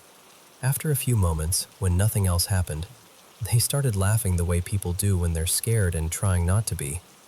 One of his sisters, trying to be brave or maybe just trying to break the spell, called out, "Well then, come on in and eat with us." And instantly the footsteps started again, only this time they were running, straight toward the kitchen. My dad said the three of them screamed at once. Both sisters grabbed him and took off out of that house in a blur. He always laughed a little when he told that part, saying he had never seen either of them move that fast before or since. That's how he told those stories. Calm, matter of fact, never dressed up more than needed. And maybe that's why they stayed with me. Because he never sounded like somebody inventing something. He sounded like somebody remembering. And to this day, when I think about that old farmhouse, I don't picture ghosts in white sheets or anything dramatic like that. I picture a place that listened, a place that held on to anger, grief, habit, and fear. A place where the air could change before anything happened. And a place where, every now and then, something unseen seemed to decide it wanted to be noticed.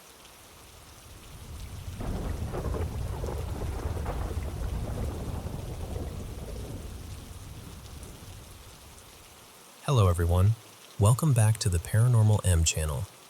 After a long, exhausting day, this is honestly my favorite part. Sitting down with my mic and sharing my paranormal experiences with you. Thank you so much for always supporting our team. And please don't hesitate to send in your own paranormal stories. I love reading them. I always check the comments, so feel free to drop yours down below. Don't forget to subscribe and turn on notifications so you won't miss any new videos. Thanks again. Now, let's jump into today's paranormal experiences. So, let me take you back to one of my earliest memories. I was about 4 years old, and my parents had just moved us into our very first real house. Like, our house. Everything still felt new and a little echoey, you know? To celebrate, my family decided to make a whole thing of it. A big sleepover in the living room. Cousins everywhere, my aunties and uncles laughing and talking late, blankets piled up like a fort. Somebody put on a movie, E.T., which, as a grown-up, I get is supposed to be sweet, but as a tiny kid, absolutely terrifying. I remember trying to act brave while secretly wishing it would just end already. Eventually, the lights went off and everyone settled down. And I swear, that night is still crystal clear in my head. At some point, I woke up because someone was standing near me. It was a girl, but not like a normal girl. She looked like she'd stepped right out of a cartoon. Bright blonde hair, this bubblegum pink dress, and the colors were so vivid that even now, years later, I can still see her like she's right in front of me. And she's holding this paint bucket and this ridiculous paintbrush, like comically huge, the kind you'd see in an old animated short. She leans in, like we're friends, and in this calm, casual way, she asks me to come outside with her because she wanted to paint some things. And for some reason, this is what gets me, I just went, like it felt normal. I didn't wake my parents. I didn't wake any of my cousins. Nobody stirred. I just followed her right out the front door. The air outside was cool and quiet. We lived out in this semi-rural neighborhood, lots of open land, fields nearby, the kind of place where the nights feel extra dark because there aren't many streetlights. My dad was the type who didn't even bother locking his truck out there. He'd always say, "What's gonna happen? The cows are gonna steal it?" The girl leads me around the side of the house to my dad's pickup. Now, important detail. That truck was huge, lifted. The door handle was basically at my forehead. I was a tiny kid. I couldn't have climbed into it on my own if my life depended on it. And I barely ever rode in it, so it's not like I had some little kid routine for how to get in. But she walks right up to the driver's side like she belongs there. and she opens the door. Then she sets the paint bucket on the ground, like a step, and motions for me to climb up. I remember stepping onto the bucket, grabbing the seat, hauling myself in with this wobbly little kid effort. And then I'm inside the truck. And then my stomach drops, because I realize I'm alone. I don't even remember hearing the door shut, but suddenly I'm stuck in there, and I can see her outside, just walking away. Like she's finished with me, like this was the whole plan. And the fear hits me all at once, pure, full-body panic. My heart is pounding so hard I can feel it in my throat, and my brain immediately goes to the movie we watched, and I'm convinced that any second, something is going to come out of the dark. Not even just something. I'm imagining that creepy alien face from the screen, peeking around the corner of the house. I start screaming, crying, full meltdown. The kind where you don't even breathe right, you're just making sound because you have to. And here's the only reason I'm not telling this as a missing kid story. My dad was still awake. He'd gone out to the garage to tinker with something. He does that sometimes when everyone's asleep, just puttering around with tools. And somehow, through the walls and the quiet, he hears me. He runs inside and sees the front door standing wide open. So my dad bolts outside thinking the worst, like full adrenaline, heart in his stomach, because what kind of parent sees an open front door at midnight and hears their little kids screaming? He finds me in the truck. He yanks the door open, scoops me up, trying to calm me down, asking me what happened, how I got there, who brought me out. And I'm just sobbing and babbling about the girl and the paint bucket and how scared I was. The next day, he checked everything, walked around the truck, looked for anything I could have climbed on. There was nothing. No stools, no crates, nothing that would make it make sense. And he kept asking me, over and over, how I opened the door. But I couldn't have. I know I couldn't have. And my family still brings it up sometimes, like this weird little mystery that never got solved. How did you get in there? They'll say, half laughing, half not. What really messes with me is that was just the beginning. After that, I started having these strange little experiences on and off, things I can't neatly explain.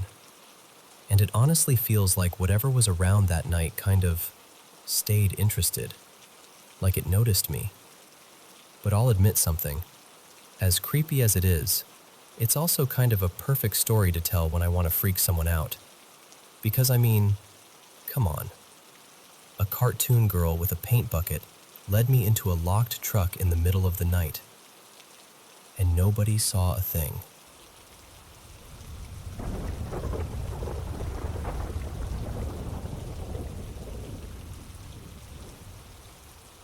Okay, so I've been quietly reading people's stories for a while, and it hit me that I'm sitting on a few moments from my life that I've never really told all in one place. They're spaced out over years, and none of them feel like campfire spooky when I remember them. They feel personal, like the room got close around me. So, here we go. 3 experiences, and I'm genuinely curious what you make of them. The first one happened when I was a kid, maybe 13 or so. My aunt had this older place up in New England, creaky, drafty, the kind of house that always smells faintly like wood and old books. My cousin Mara and my cousin Jace and I were in the guest bedroom, sprawled across the bed like we owned the world, laughing at ghost stories and basically roasting the whole idea of anything paranormal. We were being obnoxious about it too, like, if something's here, do it right now. That kind of energy. And I swear, it was like the house took that personally. The ceiling fan light blinked, just once, then again, like someone was tapping a switch. And then the closet door. The closet door was one of those sliding ones, and it was fully shut. No gap, no wobble. It didn't slide open gently. It snapped open so hard it banged against the frame, like someone yanked it with both hands. All three of us froze for half a second, like our brains couldn't catch up. Then we lost it. We bolted out of that room screaming, tripping over each other, full panic. After that, I would go anywhere in that house except that bedroom, even in daylight, even with people around. That room never felt the same again, and honestly, thinking about it still makes my stomach tighten. The second one was a few years later, after my family moved to a quieter area, more spread out, lots of fields and long roads where everything feels a little too empty. I used to catch the bus early, like painfully early, around 7:10ish. It was October, still dark out, the kind of morning where the streetlights feel like they're doing all the work. We were riding through this newer neighborhood, fresh-looking houses, neat lawns, that just-built vibe. The bus stops, a couple kids climb on, and I'm half awake, staring out the window. And that's when I see her. A little girl, tiny, maybe 5 years old, standing near the sidewalk. She had this pale dress on, and she was holding a stuffed rabbit tucked under her arm like it was her favorite thing in the world. She wasn't crying, she wasn't waving, she was just standing there, still as a cutout. At first my brain goes, oh, she's someone's little sister. But then this cold logic hits me. Why would a kid that small be outside alone right now? It's dark, it's early, no adult anywhere. My heart did that weird drop, like when you miss a step on the stairs. I looked away for a second, just a second, because the bus started moving, and then I snapped my eyes back to the same spot. And she was gone. Not walking away, not running up a driveway, not behind a tree, just gone. Like someone erased her. I remember sitting there thinking, okay, that didn't happen. But I also remember exactly what she looked like, and how the whole moment felt too sharp to be a daydream. The third one happened when I was older, right after I started my first real job. I had to travel for work, this time to Philadelphia, not too far from downtown. The hotel was one of those older ones with fancy trim and dim lighting and carpets that swallow your footsteps. I tried to laugh it off at check-in. I made a stupid little joke like, this place feels haunted. And the person at the desk, her name tag said Renee, didn't smile. She just said, very flat, we don't talk about that here. Which, okay, weird. Then she tells me they upgraded me and hands me a key for room 1127. She explains it's a corner room, kind of tucked away. And she's not kidding. To get to it, you had to go down one hallway, step through a little side section like a mini corridor, and the room was there by itself, like it didn't belong to the rest of the floor. When I opened the door, the room was huge, like borderline suite, old furniture, lots of space, and it felt wrong. Not messy or gross, just wrong. Like the room had a mood. My phone was nearly dead, so the first thing I did was plug it in. And here's where it starts getting stupid. Every time it would begin charging, the battery would plummet instead. Like it was draining faster because it was plugged in. I tried different outlets, same thing. I remember actually staring at the battery percentage like, this is impossible. I tried calling my cousin Theo because I wanted to laugh about it and calm down. The call connected, but all I could hear was static, like an old radio between stations. My email worked fine, my internet was fine, just the call was a mess. Then Theo's voice cuts through and he goes, why are you whispering? And why do I hear other people? And I swear to you, I wasn't whispering. I wasn't even talking. I was standing there with my phone in my hand, staring at the screen like an idiot. Then I hear a creak behind me. I turn around and the hotel room door is slightly open. Not wide open, just cracked. Like someone had gently pulled it an inch or two. I know I shut it when I came in. It was heavy, solid wood, and it took effort to close. I walk over, put my hand on it, and the second my fingers touch the edge, it slams. Not like a soft latch, like a full-body, shake-the-room slam. It was so loud my heart started hammering instantly, adrenaline straight to the throat. And the thing is, I didn't push it. I barely touched it. At that point, I'm doing that mental bargaining thing. You're tired. You're anxious. Stop being ridiculous. So I decide to shower and reset. The bathroom mirror was spotless, like weirdly perfect. No streaks, no smudges, nothing. I take this really hot shower, the kind that fogs everything. Steam rolls across the mirror, and I'm watching it cloud over. And then, right in front of me, letters start appearing through the fog like someone is tracing with a fingertip. Slowly, clearly. 11:27. Not backwards, not messy, like someone wrote it on purpose. I just stood there frozen, water still running, heart pounding so hard it felt like it was shaking my ribs. I remember whispering, "Nope," out loud without even thinking. I left for dinner with a coworker almost immediately, like I needed to be around another human being in a different building under bright lights. I tried to act normal through the meal, but I felt like I was buzzing inside. When I came back, I went straight to the front desk and told them I couldn't stay in that room. I didn't even try to sound cool about it.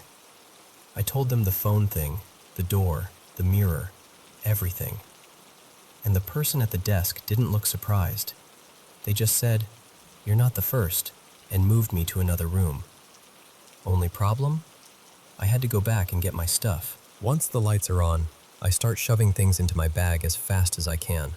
And then it happens. Every hair on the back of my neck rises at once. That unmistakable feeling of being watched. Not imagined, not maybe, like eyes on you. I stopped, took a breath, and I said, out loud, something like, "I'm leaving. I'm taking my things and I'm going. I understand you want me out." And I don't know why, but I tried to say it calmly, like you talk to a nervous animal. I packed the rest of my stuff without looking into any mirrors, without turning my back on corners, and I left. The new room was mostly fine. Mostly. I still heard running in the hallway at around 2 or 3 in the morning, like fast footsteps that didn't sound like a sleepy guest. And once, I woke up to a loud bang on my door. I didn't open it. I didn't even move. I just waited until I couldn't hear anything anymore. But the strangest part was what happened after the trip. For weeks, maybe a month or two, I felt like someone had scooped the energy out of me. I was tired, down, unmotivated. Not normal, work-stress tired, more like I couldn't find the brightness in anything. I didn't have a reason. Nothing in my life had changed. I just felt heavy. And then, slowly, it faded. It's been years now, and nothing like that has happened again. But those 3 moments, especially that hotel room, I carry them like little stones in my pocket. I can live my life, laugh, be normal. And then once in a while, I'll remember the closet door flying open, or the little girl with the stuffed rabbit, or that number forming on a fogged mirror like a message meant only for me. And I still don't know what any of it was, but I know what it felt like.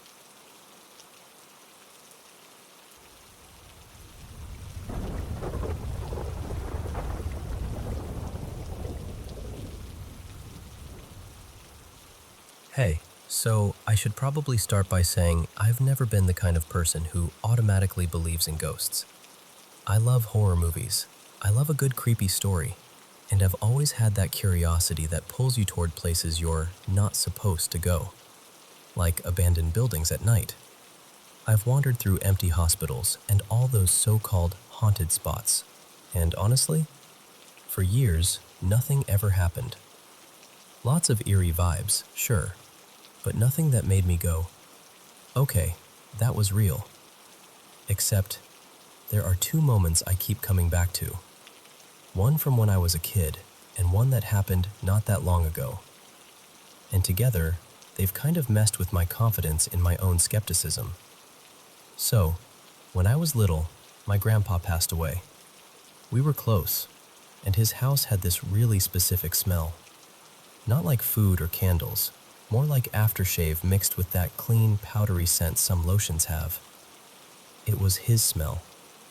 The kind of thing you don't notice until it's gone, and then it hits you like a memory you can't control. A few days after the funeral, I was home alone. Quiet house, middle of the afternoon, normal light through the windows, nothing spooky. I was just walking down the hallway, and suddenly I smelled it. That exact scent. Strong enough that it stopped me in my tracks. And without thinking, I followed it, like it had a direction. It led me toward the living room, and I remember feeling weirdly calm almost. Like my brain went, "Oh, there you are." But the second I stepped into the room, it just vanished. Not faded, vanished. Like someone flipped a switch and the air went blank. I stood there for a long time, kind of frozen, staring at nothing, trying to make sense of what I'd just felt. And for years I told myself, maybe that was him. Maybe he came by one last time to check on me. Then I got older and the practical part of my brain kicked in. Maybe it was grief. Maybe it was my imagination. Maybe I'd picked up the scent from something, clothes, a pillow, whatever. And I'm aware childhood memories can be slippery. But the thing is, I still remember it so clearly. That's what creeps me out. Not in a horror movie way, more like a soft, unsettling question that never fully leaves. Okay, so that was the first thing. The second one is the reason I can't just laugh this off anymore. This happened last summer. My friend Mara and I were out late, walking near this old psychiatric hospital on the edge of town. One of those places that looks wrong even in daylight.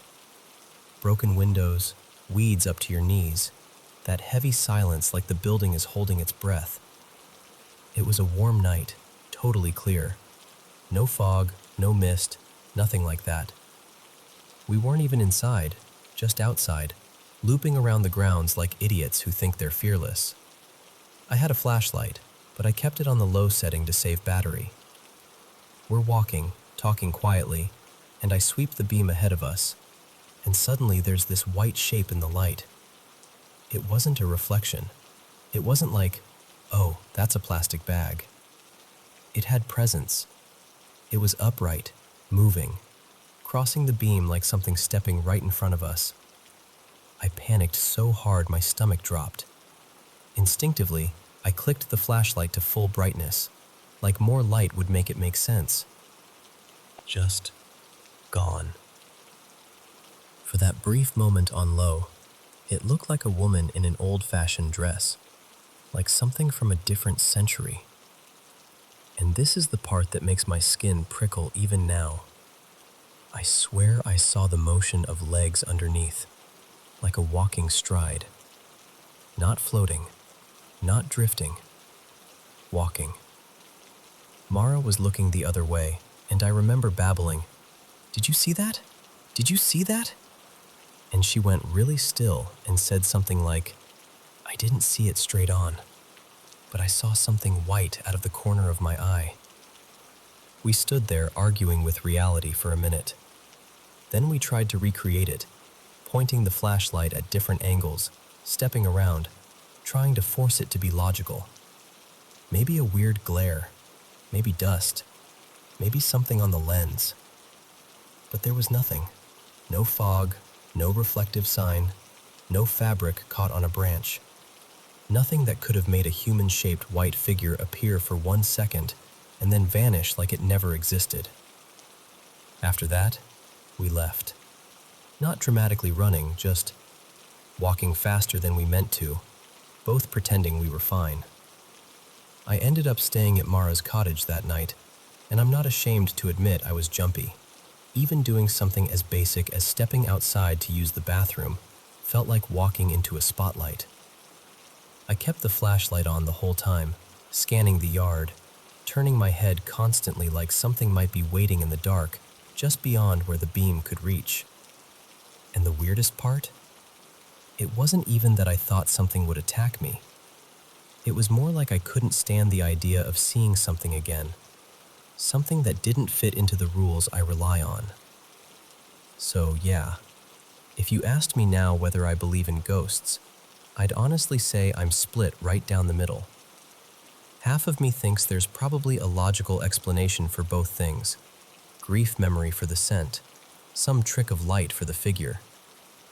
And then the other half of me remembers that white dress stepping across my flashlight beam on a perfectly clear night, and I just don't know. I'm not even telling you this to convince you. I just want to talk it through with someone who'll take it seriously. So tell me, what would you think if you were there?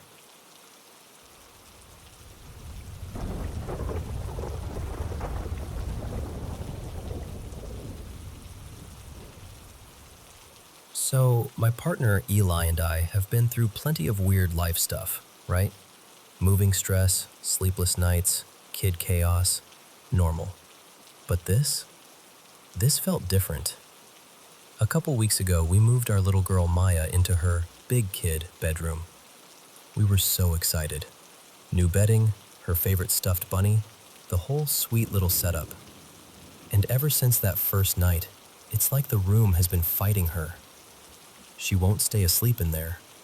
And when she wakes up, it's not the usual "I had a bad dream" whimper. It's full-on, panicked, can't catch her breath screaming. Sometimes she's shaking so hard her little teeth chatter. And then there are these random marks, like tiny bruises, little scratches. Not enough to rush to the ER, but enough to make your stomach drop because you're like, how? When? From what? Earlier today, during her nap, she popped awake crying and reached out her hand like she was offering me something. I thought it was her blanket at first. No. She's holding this straight pin, like a sewing pin, just sitting in her fist like it had been placed there. I took it from her so fast and I'm standing there thinking, we don't even keep these where she can reach them. Where would that come from? Then tonight, well, technically it was early morning. At 11:47 p.m., she starts screaming so loud it jolts me out of sleep like someone set off an alarm inside my chest. I nudged Eli and I'm like, go, check her. I think she got hurt. But the more I listened, the more I realized it wasn't a pain cry. It was fear. Pure fear. Eli goes into her room and I hear him pause, like he stopped moving. When he came back out, his face looked wrong. Tight, pale, serious in a way I'm not used to seeing on him. He said when he opened the door, Maya wasn't facing him. She had her back turned, pressed toward the corner. One foot was on the bed, one foot off, like she was halfway climbing and didn't know where to go. Her shoulders were hunched up, and her hands were beside her head, like she was trying to block something out, just screaming and screaming at the corner, like the corner had done something to her. And then I walked into that room and I don't know how to explain it without sounding dramatic. The air felt sharp, like a prickly, buzzing pressure on your skin. Not cold, not hot, just wrong. It made my chest tighten immediately, like the room was too small even though it's not. I felt claustrophobic the second I crossed the doorway. Instant anxiety, the kind that doesn't feel like your own. Eli told me something else, too.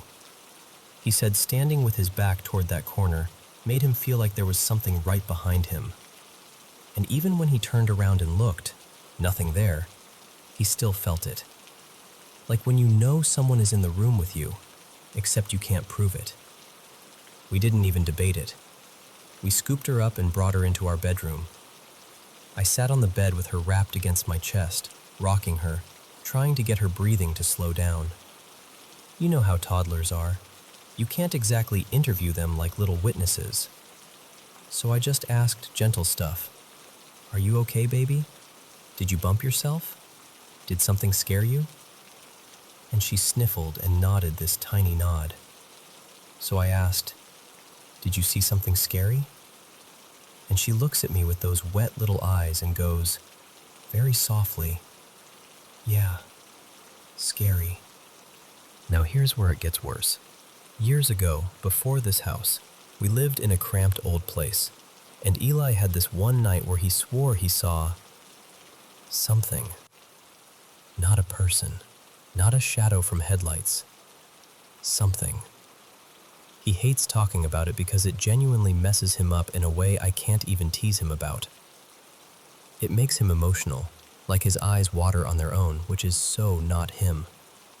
After tonight, he quietly grabbed a piece of paper and drew what he'd seen back then, just from memory. And he didn't show me first.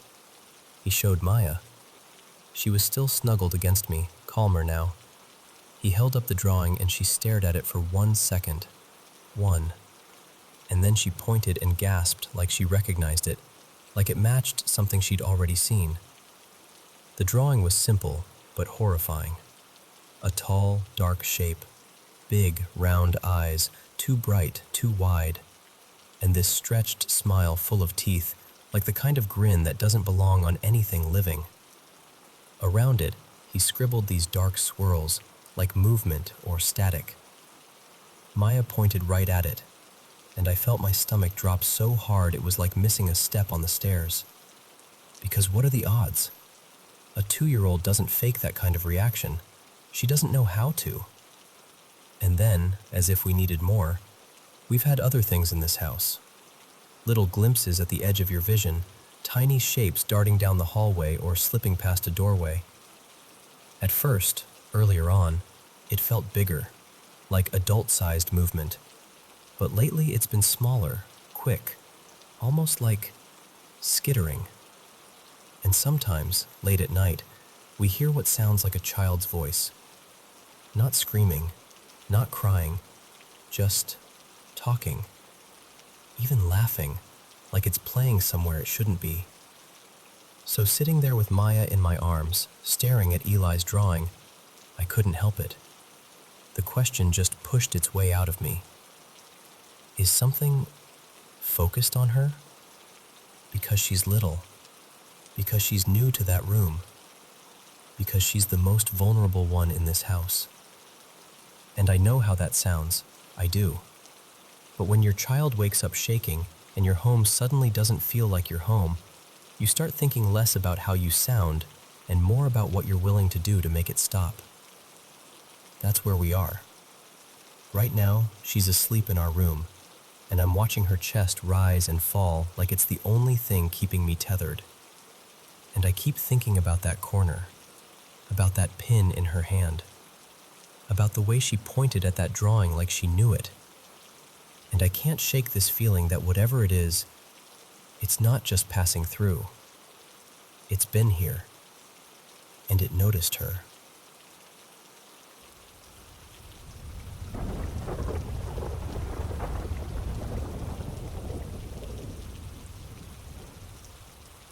So, I'm not saying I know what this is, but if I had to put a label on it, the closest thing I can think of is a mimic.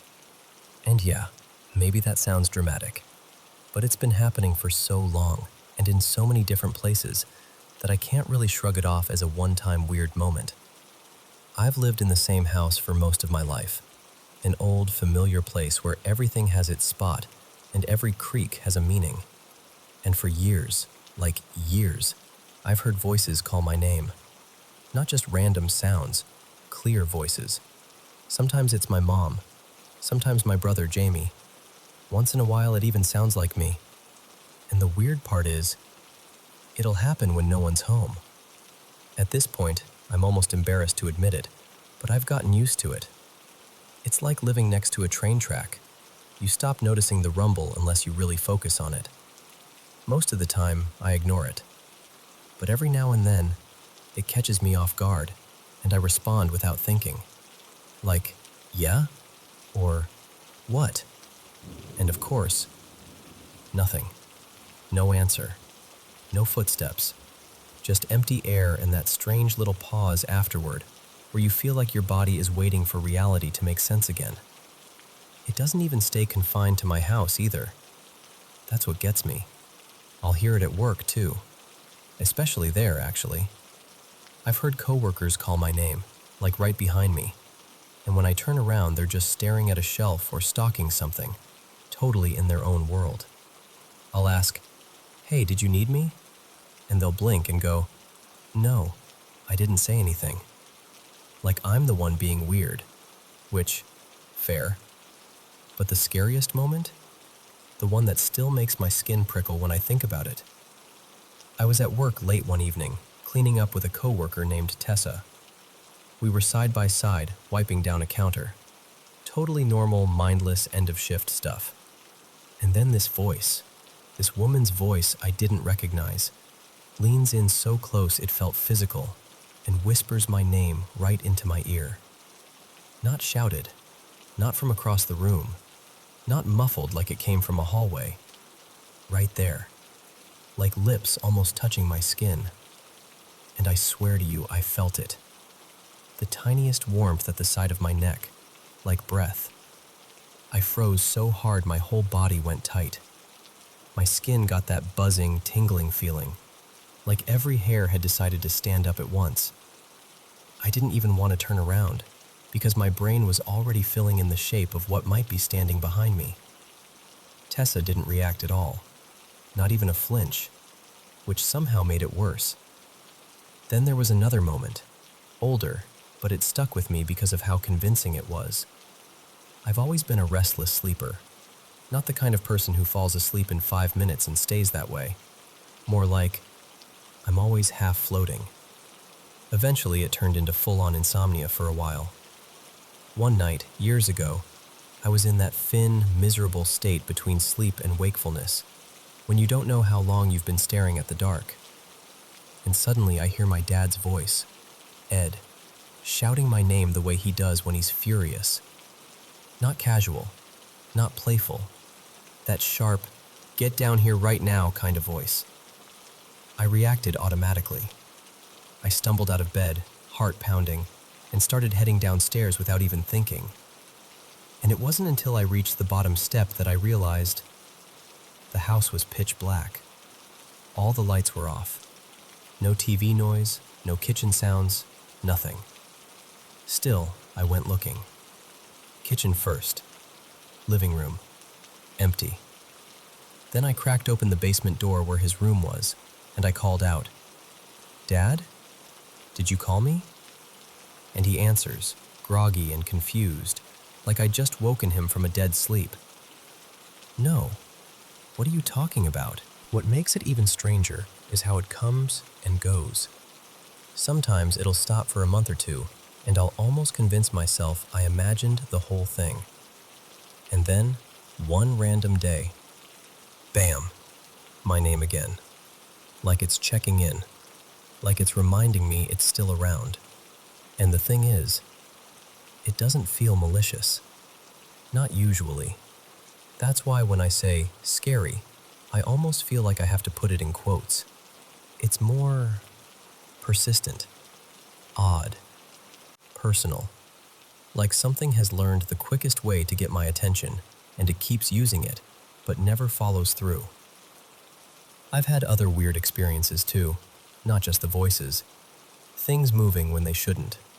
Once, a decorative ceramic dish that had been sitting on a high shelf forever, seriously, like close to 2 decades, just tipped and slid off like something nudged it. It shattered on the floor and barely missed my grandpa's head. That one shook me up because it felt less like spooky and more like someone could have gotten hurt. And then there's something else I almost hesitate to even bring up because it sounds so out there. A few years ago, maybe 5, I was being reckless and curious and had this stupid idea. Before going to sleep, I spoke out loud into the room, basically inviting something, anything, to come close and interact with me. And that night, I slept better than I had in a long time. Not in a drugged way, in a calm way, like the air in the room had settled. I woke up a few times, but each time it felt like gentle comfort, like soft fingertips brushing my cheek, like someone carefully smoothing my hair back, tucking it behind my ear. I didn't open my eyes. I'd promised I wouldn't. But I remember feeling safe, taken care of. Months later, I tried again, because of course I did.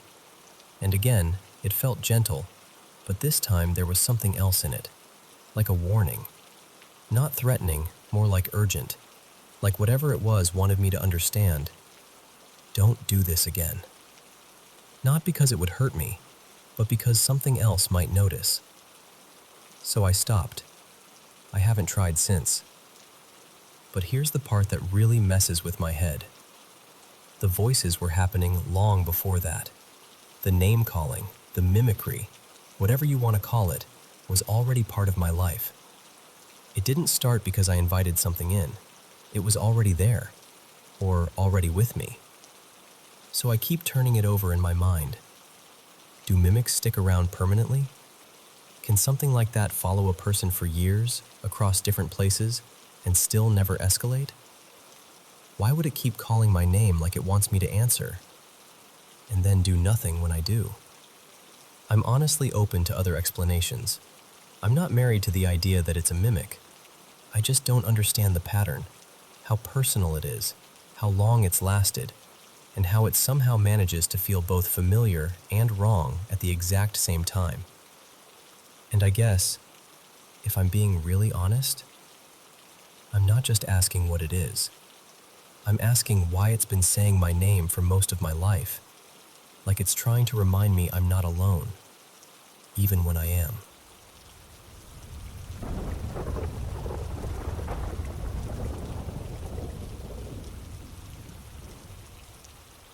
Okay, so I've always been the kind of person who can feel when something's off. Not like hearing voices or seeing full-on ghosts in the hallway. More like the atmosphere changes, and your body notices before your brain can talk you out of it. The first time I really, truly knew something wasn't right, I was about 16. My family moved into this run-down old place, creaky, dusty, the kind of house that always felt a little colder than it should have. And from the second I stepped into one particular section, 2 bedrooms and this narrow hallway, I just hated it. Like my skin didn't want to be there. Of course, guess which room became mine? I can't even explain it properly without sounding dramatic, but it felt like there was a presence in that house that was heavy and loud and only not loud like a noise.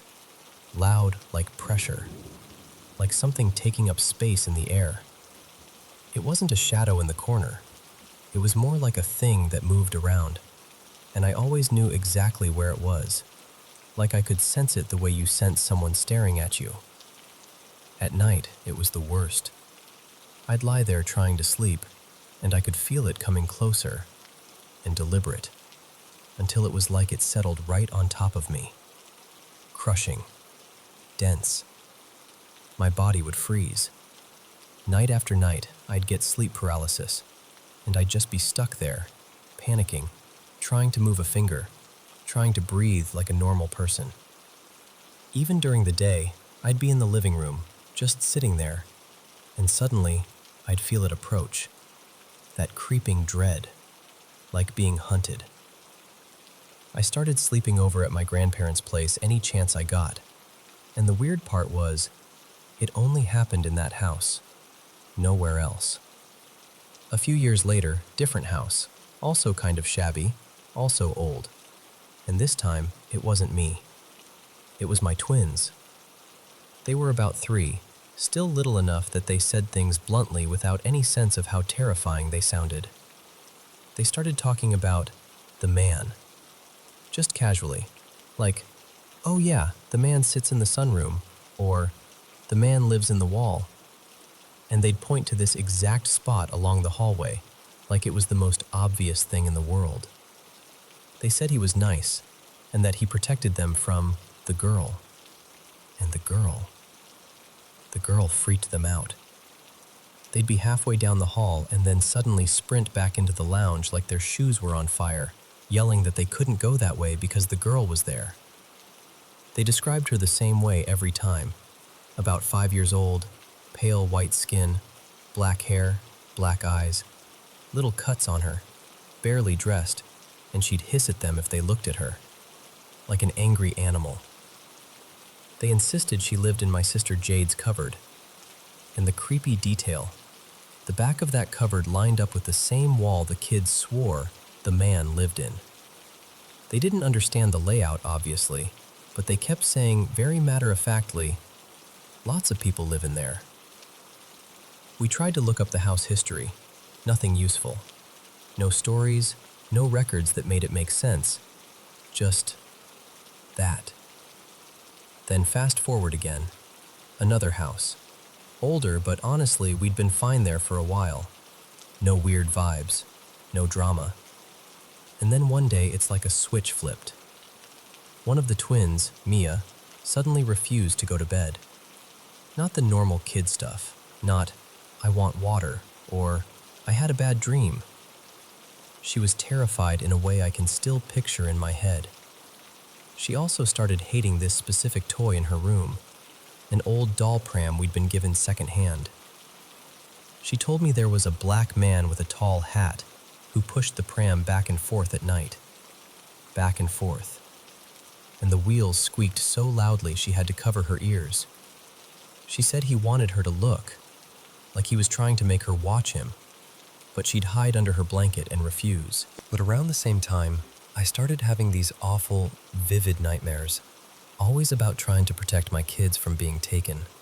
Like, we'd be in crowded places, and I'd be grabbing them and pulling them back, and I'd wake up sweating, heart racing, already stressed before the day even started. I started dreading sleep. And then, one night, this is the moment I can't rationalize away. I woke up from one of those nightmares and went to the bathroom. On the way back, I looked down the hallway and I swear there was something at the end of it. Not a person exactly, more like a shape where a person shouldn't be. So, half asleep and annoyed and scared, I whispered, "If there's something there, leave us alone." And the hallway light snapped on. I just stood there, frozen, because it wasn't like a faulty switch. It was instant, clean, like a response. Still, somehow, I didn't fully connect it until the other twin, Lila, brought it up. I asked her to brush her teeth one evening, and she walked into the bathroom, then bolted back and jumped onto my bed like she'd been chased. She looked at me and goes, "Mom, I know you're not going to believe me because it's not real, but it is." And she described the exact same tall hat man.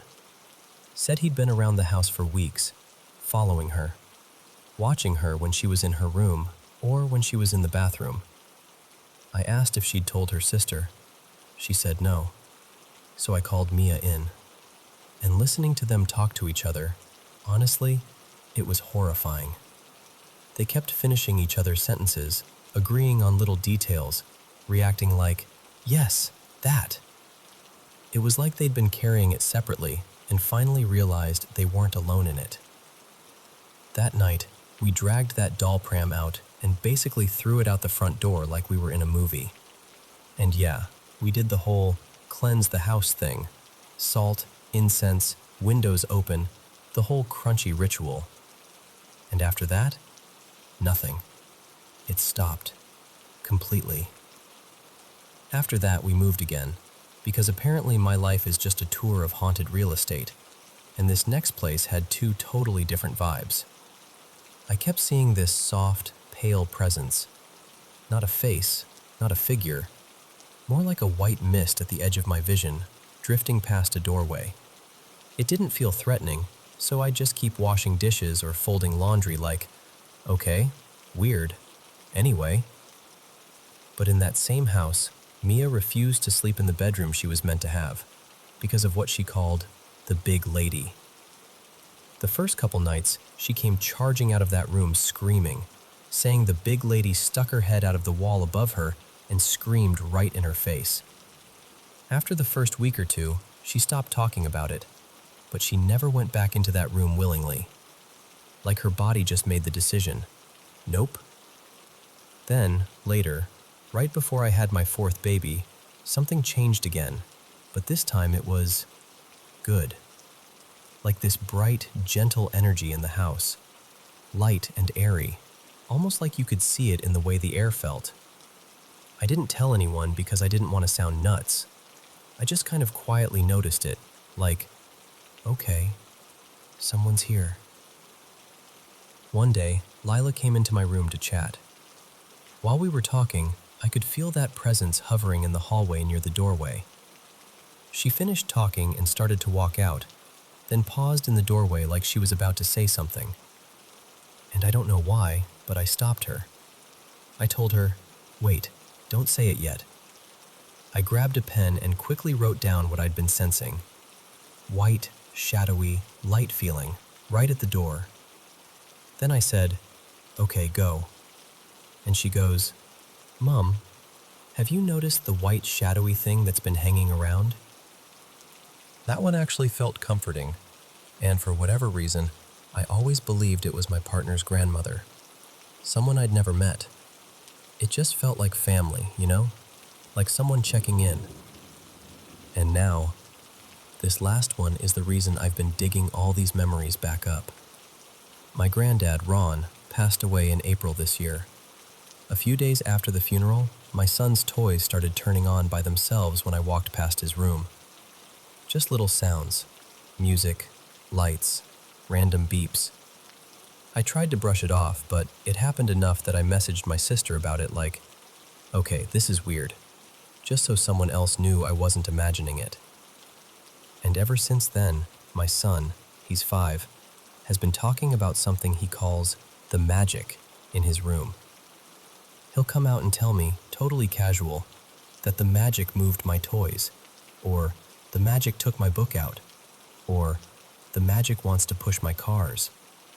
And I'll say, maybe one of us bumped it, and he'll shake his head like I'm missing the obvious. He keeps trying to explain it in kid logic, like, it's like a person, but it's not because that's not real. And then he'll add, it's like fairies and stuff. The strangest part is, he doesn't seem scared. He thinks it's weird but not dangerous, like it's just something sharing space with him. And honestly, after everything I've lived through, the dark heaviness, the hissing girl, the tall hat man, the light in the hallway, this is the first time it feels like whatever it is might not be trying to hurt anyone. It might just be here.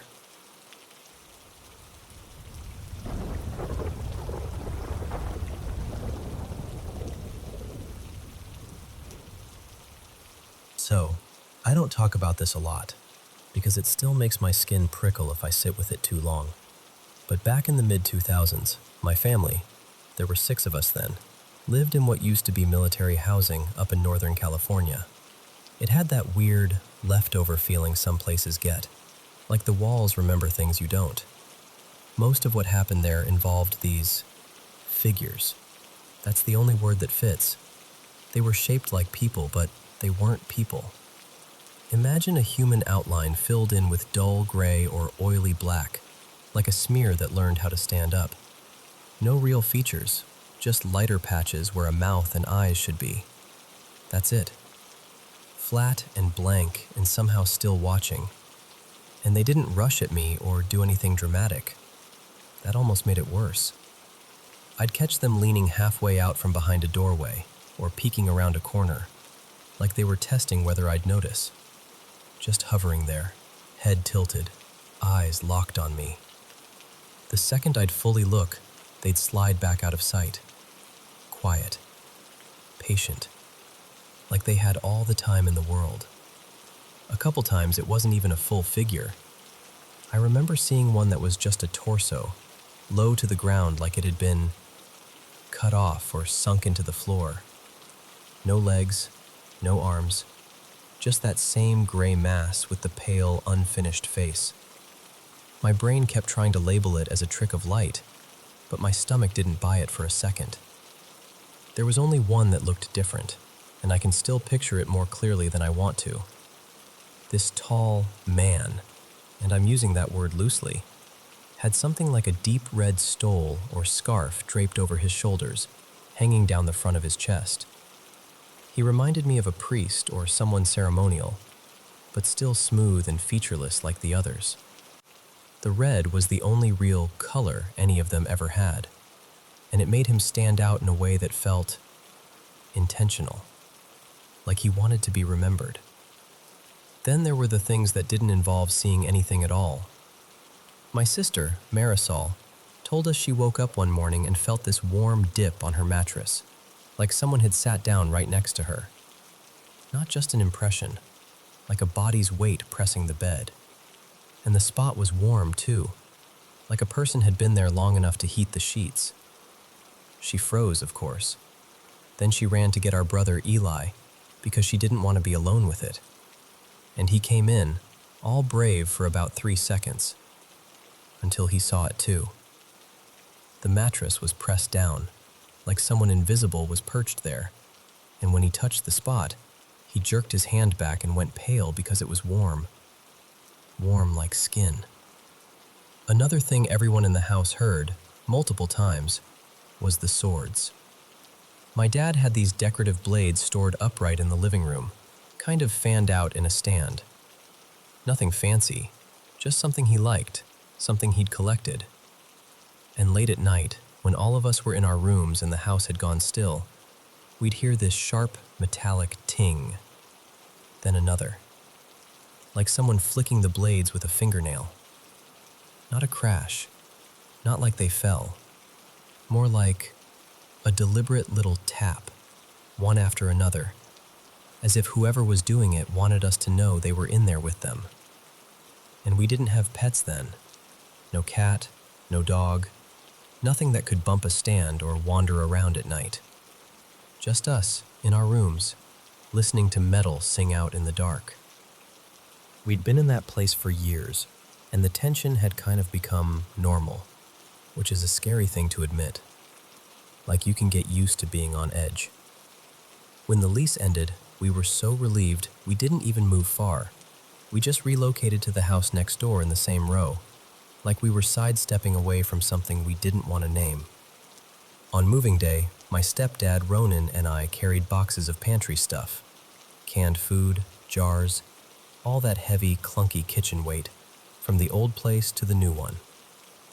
Before we left the old house that last time, we were careful. We shut every drawer, closed every cabinet. We double-checked the windows, locked the doors. I even remember the click of the deadbolt because it felt like finally putting a lid on something. We walked next door, unloaded, chatted with the rest of the family for a few minutes, and then realized we'd left behind a couple things. Small stuff, nothing important. So Ronan and I went back, and when we opened the door, every cabinet in the kitchen was standing wide open. Drawers pulled out like someone had yanked them all at once. It looked like the whole room had thrown up its hands. I remember just standing there with my mouth open, trying to come up with a normal explanation. But nothing fit. The windows were still locked. The doors were still locked. We'd been gone such a short time, and we'd been right next door. No sign anyone had been inside, except the kitchen itself, sitting there like it was showing off.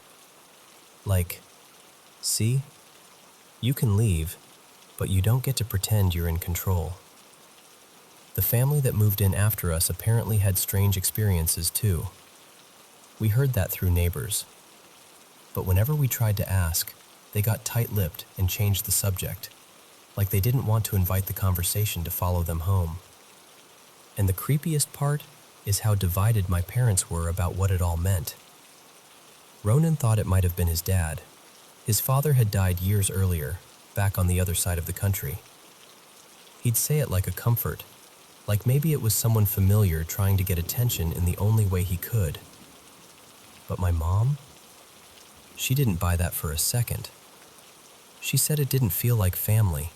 It didn't feel protective. It felt like something that enjoyed being noticed. something that liked pushing just far enough to keep us uneasy. All I know is this: every one of us remembers the same kinds of things.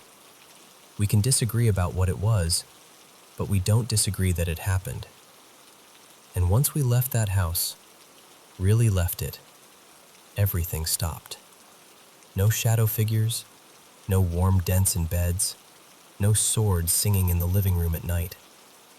Just quiet. And sometimes that's what scares me most: how quickly it all went silent. Like whatever was there simply watched us go and decided it didn't need to follow.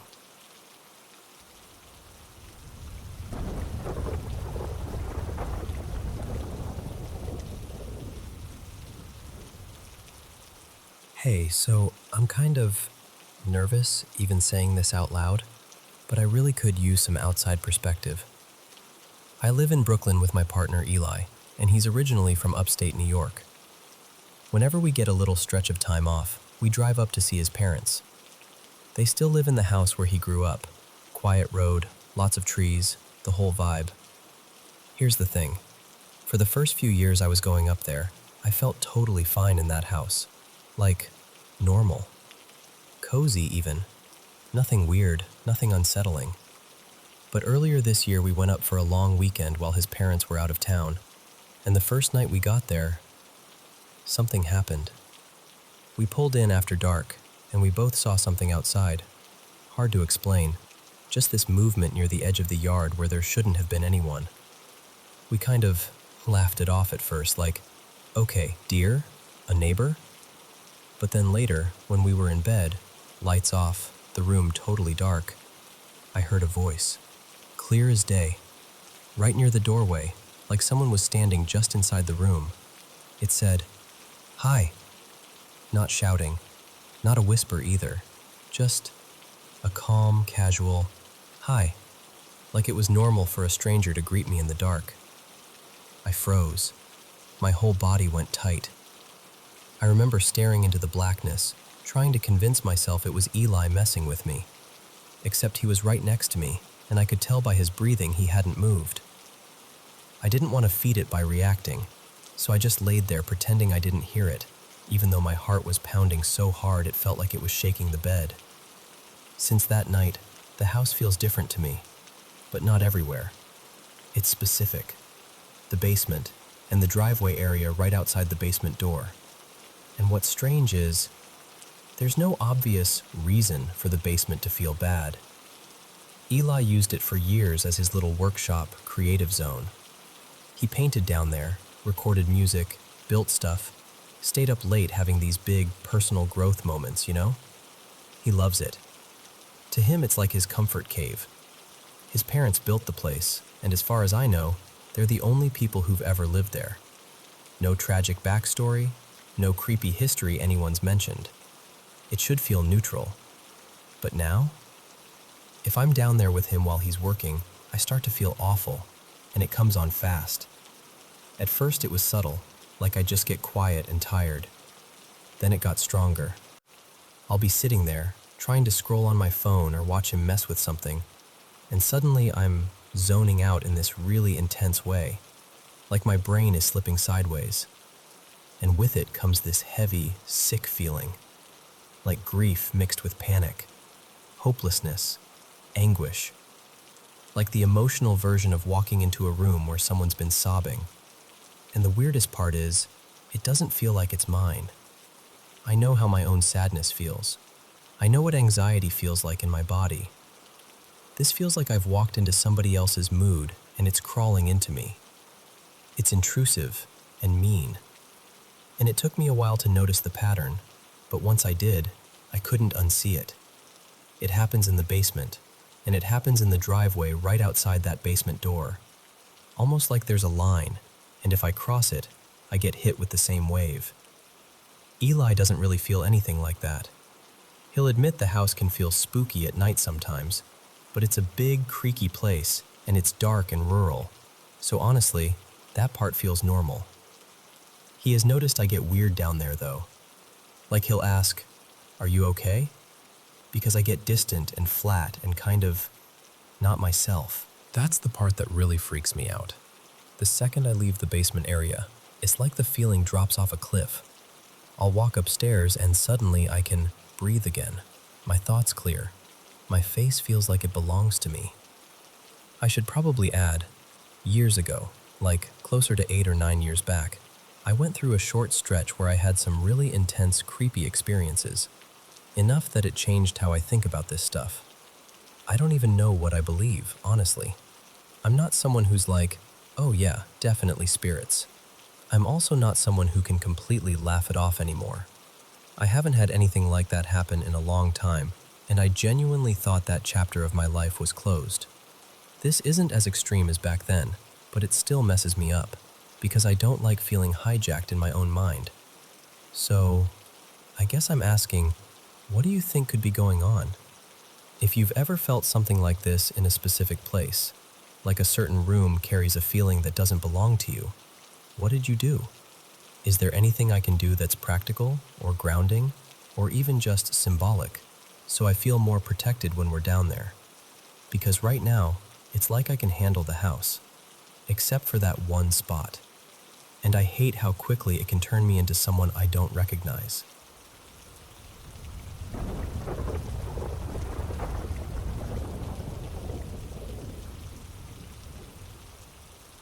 So, I'm not even sure how to package this in a neat little box for you, but I'm going to try, because I've been carrying it around for a long time. Back in 2013, I was living in a coastal pocket of the mid-Atlantic, working for a state environmental office. Nothing glamorous, mostly compliance work. My job was basically, here's a permit, here's a blueprint, go to the property and make sure what they built matches what they promised. Docks, bulkheads, little piers that cut through marshland into the bay. A lot of measuring. A lot of awkward, "Hi, I swear I'm not trespassing," conversations. One afternoon, I had a short list of site visits, and one of them was a dock allegedly built behind a house that backed up to a salt marsh. The neighborhood was the kind of place where every driveway looked like it cost more than my entire yearly salary. Big homes, manicured hedges, boat lifts, the whole quiet wealth thing. And then I pulled up to this address. Right away, it looked wrong. Not just needs repairs, but like it had been dropped there from a totally different reality. On the corner were two gorgeous, modern homes, fresh siding, perfect landscaping, bright windows. But the house I was supposed to inspect looked like it was halfway to collapse. Warped, rotting wood, shingles curling off the roof, weeds swallowing the yard. It had that defeated, abandoned look, like it had been losing a slow fight with the sea for decades. Except for one detail. The white picket fence. That fence was immaculate. Bright, clean, straight as a ruler, like someone had painted it that morning and stood back proudly to admire their work. It didn't match anything else about the place. I remember sitting in my car with the paperwork in my lap, checking the address again and again. The blueprint didn't even seem to match the shape of the house I was looking at. But the neighboring houses lined up perfectly with their addresses, so I knew I wasn't on the wrong street. So I did what I always do. I walked up and tried the front door first. The storm door was hanging open. The inner screen door was shut, but it was torn in a couple places like an animal had clawed through it. I knocked, rang the bell, knocked again, louder. Nothing. And that was weird because who leaves their front door open in a neighborhood like this? I waited, listening. No footsteps, no TV, no voices. Just that coastal quiet, distant gulls, faint wind. My next thought was, okay, they're probably in the backyard. That happens all the time. So I went to head around the side of the house and realized I couldn't. The fence ran seamlessly along the property line and connected into the neighbors' fences like one continuous wall. And there was no gate, not on either side. No latch, no break in the line. Just a clean, tall, pristine barrier. That's when I started feeling Not scared exactly, but unsettled. Like my brain was trying to fit puzzle pieces together and they refused to connect. Still, I figured I could at least peek into the backyard, see if the dock existed, take a couple notes, and call it a day. I tried to look through the fence slats, but the angle was all wrong. So I grabbed the top rail and pulled myself up enough to look over. And what I saw made my stomach drop in the strangest way, because it was so blank. A perfectly square yard, completely level. Grass trimmed so close and evenly it looked like turf on a putting green. Not a toy, not a chair, not a tree. No flower beds, no shed, no little path worn into the lawn. Nothing. Just this unnaturally flawless green rectangle, like somebody had drawn backyard from memory without ever actually standing in one. And I remember thinking, how? How is this grass so perfect if there's no way to get equipment back here? Which made absolutely no sense, because the whole point of this permit was a dock. Why build a dock you can't reach? Why buy waterfront property and then wall yourself off from the view? I stood there, staring, trying to make it make sense. And at that point I decided, all right, this is a wash. I'll report I couldn't access the backyard. Annoying, but not unheard of.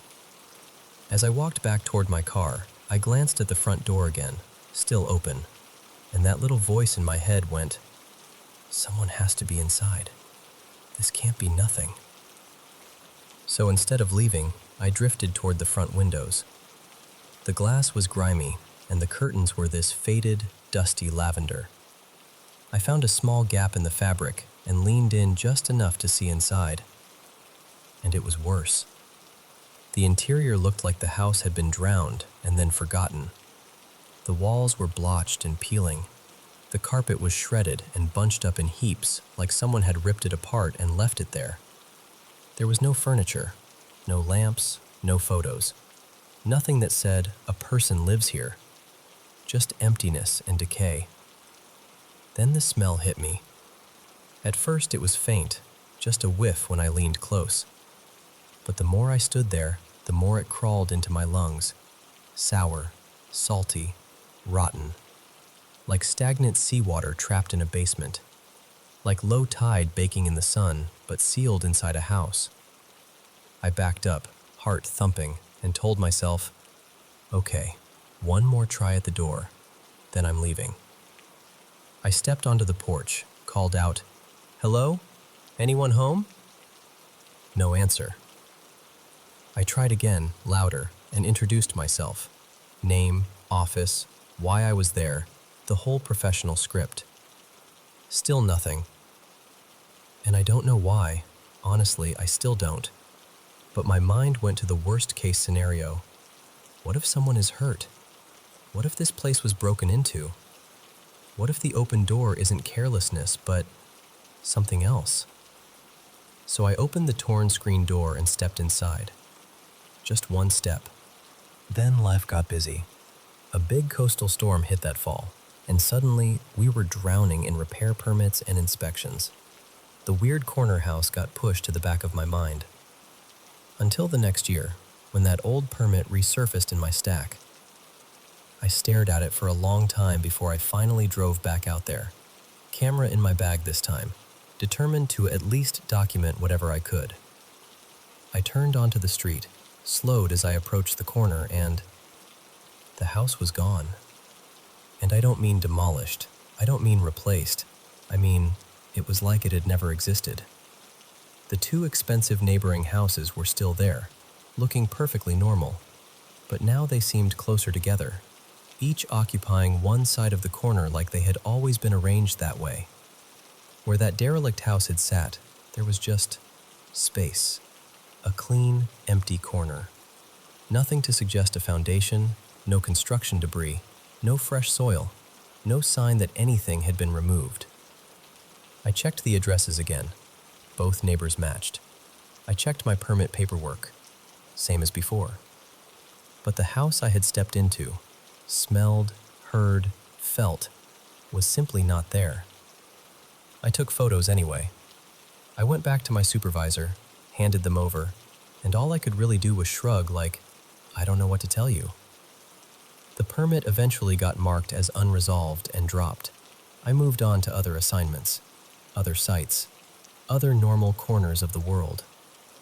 But every so often, for no obvious reason, I'll think of that perfect fence and that empty green square of lawn, and that smell like trapped low tide.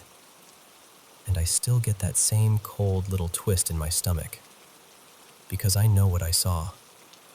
And I know what I felt. And I don't know where that house went, or if it was ever there at all.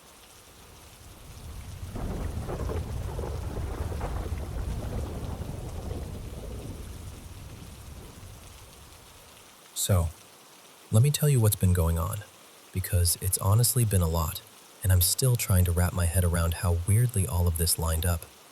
A little while ago, I reconnected with an old friend. His name's Darius, and I started hanging around him and his son's mom, Kiara. At first, I was happy about it, like, okay, cool, we're all grown now. But the thing is, they argue constantly. Like, it's not just little bickering. Every hangout somehow turns into drama, tension, raised voices, the whole thing. And I didn't really realize how much that energy was getting into my space until stuff started happening around me too. The first thing was small, but it still bothered me. I was on my way to Darius's place, and he's texting me like I'm late to something important, rushing me, pressuring me, and I ended up getting into this little fender bender. Nothing crazy, just a stupid bump at a light, but still, it felt like, why am I even in this situation? That wouldn't have happened if I wasn't being pushed and stressed out. Then a few nights later, I go out with one of Darius's friends, Malik. And Malik is one of those people who can't just chill.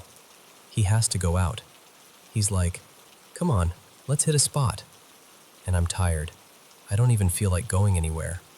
But I didn't want to seem boring or antisocial, so I went along with it. Next thing I know, we're in this club, way out in a part of town I don't even hang out in. It's not my scene, not my area, not my comfort zone, but I'm trying to just ride it out and get through the night. And then, it happens. I get jumped. Like fully jumped, out of nowhere. I'm trying to protect myself. Everything's chaotic, and by the time it's over, I've lost basically all my stuff. Phone, wallet, gone. And I'm standing there after, thinking, how did I even end up here? But here's where it gets even crazier. Right before that night, my mom tells me something my grandma said. My grandma is completely blind, has been for years, and she told my mom she had a dream about me getting beat up badly. And when my mom told me, I remember laughing it off like, that's wild. But I didn't take it seriously. And then it literally happened. Like, what are the odds? And even before all of that, I had already been feeling off. There were nights I'd be in my room and I'd see weird shapes, like figures in the dark. Not like a clear person, but enough to make my stomach drop. Enough to make me sit up and stare, trying to convince myself my eyes were playing tricks on me. After I got jumped, I was like, okay, I'm not brushing this off anymore. I reached out to 2 pastors. I started going to church. It's a Spanish church, and I don't understand everything. So they give me this little earpiece that translates to English. But honestly, even not understanding every word, I still feel something there. Like peace, or at least the chance of peace. So last night, this is the part that really got me. I had sleep paralysis, and when it's happening, it feels like you're trapped in your own body. Like you can think, you can feel fear, but you can't move. It's terrifying. It felt heavy, like something was pressing down on me. And when I finally could move again, I sat up and I said out loud, like from my chest, something like, I'm good. Nothing negative has authority over me. In the name of Jesus Christ. I tried to calm down, tried to go back to sleep, and I swear I hear a voice in my room say, clear as day, Hola. Just that. Hola. Like somebody leaned in and said it. And the fact that the church I've been going to is Spanish-speaking, that made it hit even harder. My whole body went cold, and I remember checking the time when I left my room. It was 3:13 a.m. So I walk into my mom's room, and she has talk radio on. She always does. And the second I step in, I hear these experts talking. And I'm not exaggerating. They were literally saying stuff like, "Don't let negativity get to you. There will always be dark things around, but don't be afraid. Fear feeds it. Fear isn't real." And I'm standing there in the doorway thinking, are you serious right now? Out of every moment in the night, I walk in exactly when they're saying that? It felt like a message. Like something was trying to get through to me. Or like God was reminding me, you're not alone, but you also don't have to live scared. Even still, I couldn't fully relax. I laid down in my mom's room, and I kept praying in my head. I kept repeating, over and over, something like, "In the name of Jesus Christ, whatever is messing with me is not welcome. You have to go." And I'm not saying I have all the answers. I'm not even saying I understand everything that's happening. But I know this. Once I re-entered that chaotic, drama-filled circle, my life started getting chaotic too. And once I started turning back toward faith, I started noticing things more clearly. Like I could finally admit I wasn't okay, and I needed protection and peace. So yeah, that's where I'm at. Shaken up, but also waking up. And I'm going back to church again tomorrow.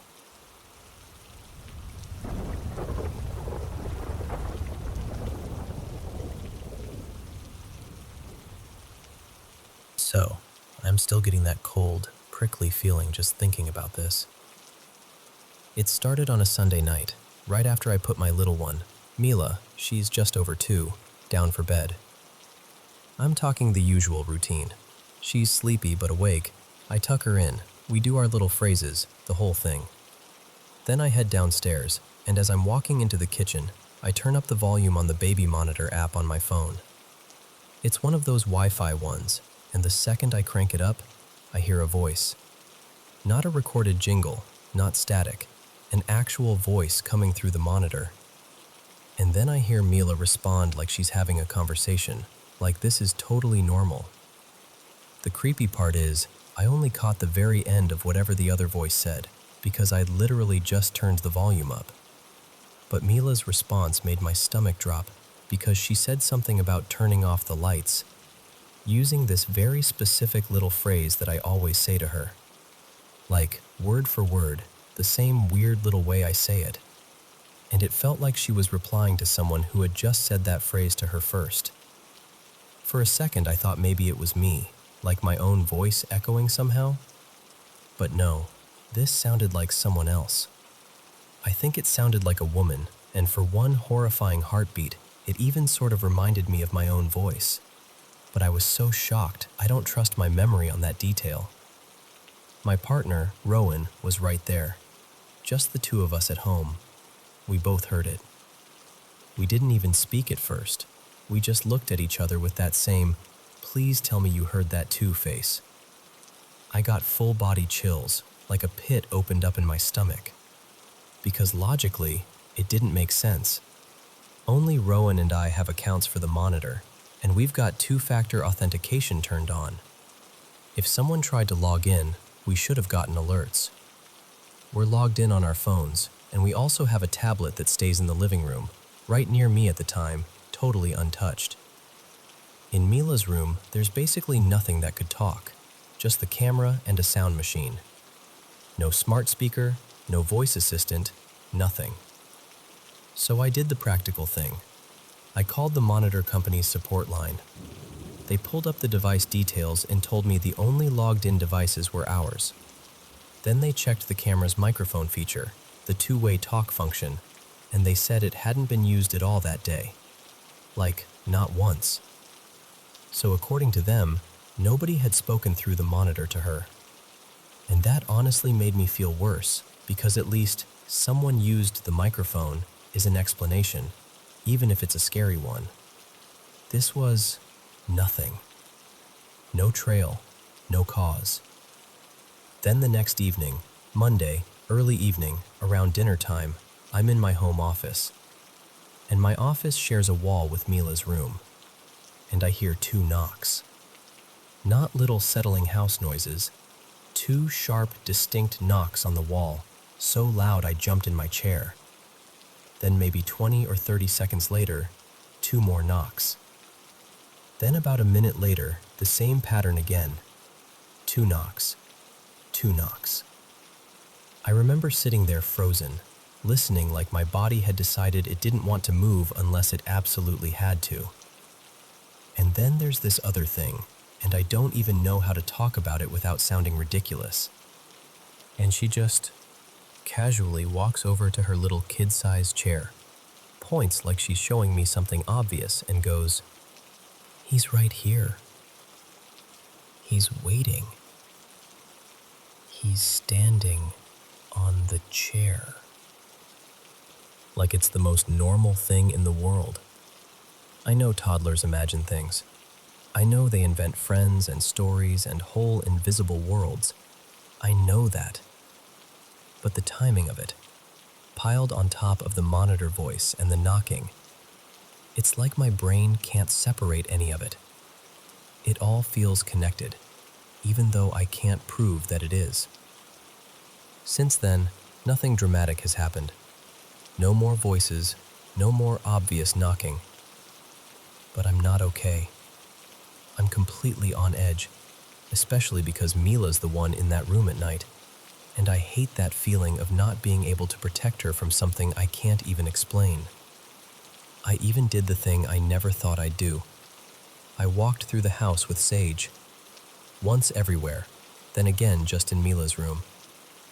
And what's wild is the knocking happened after I saged the whole house, which, if you believe in any of that, feels like the opposite of what's supposed to happen.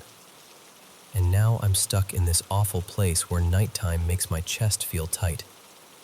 I dread putting her to bed because I'm afraid something else is going to happen, and I won't know what to do in the moment.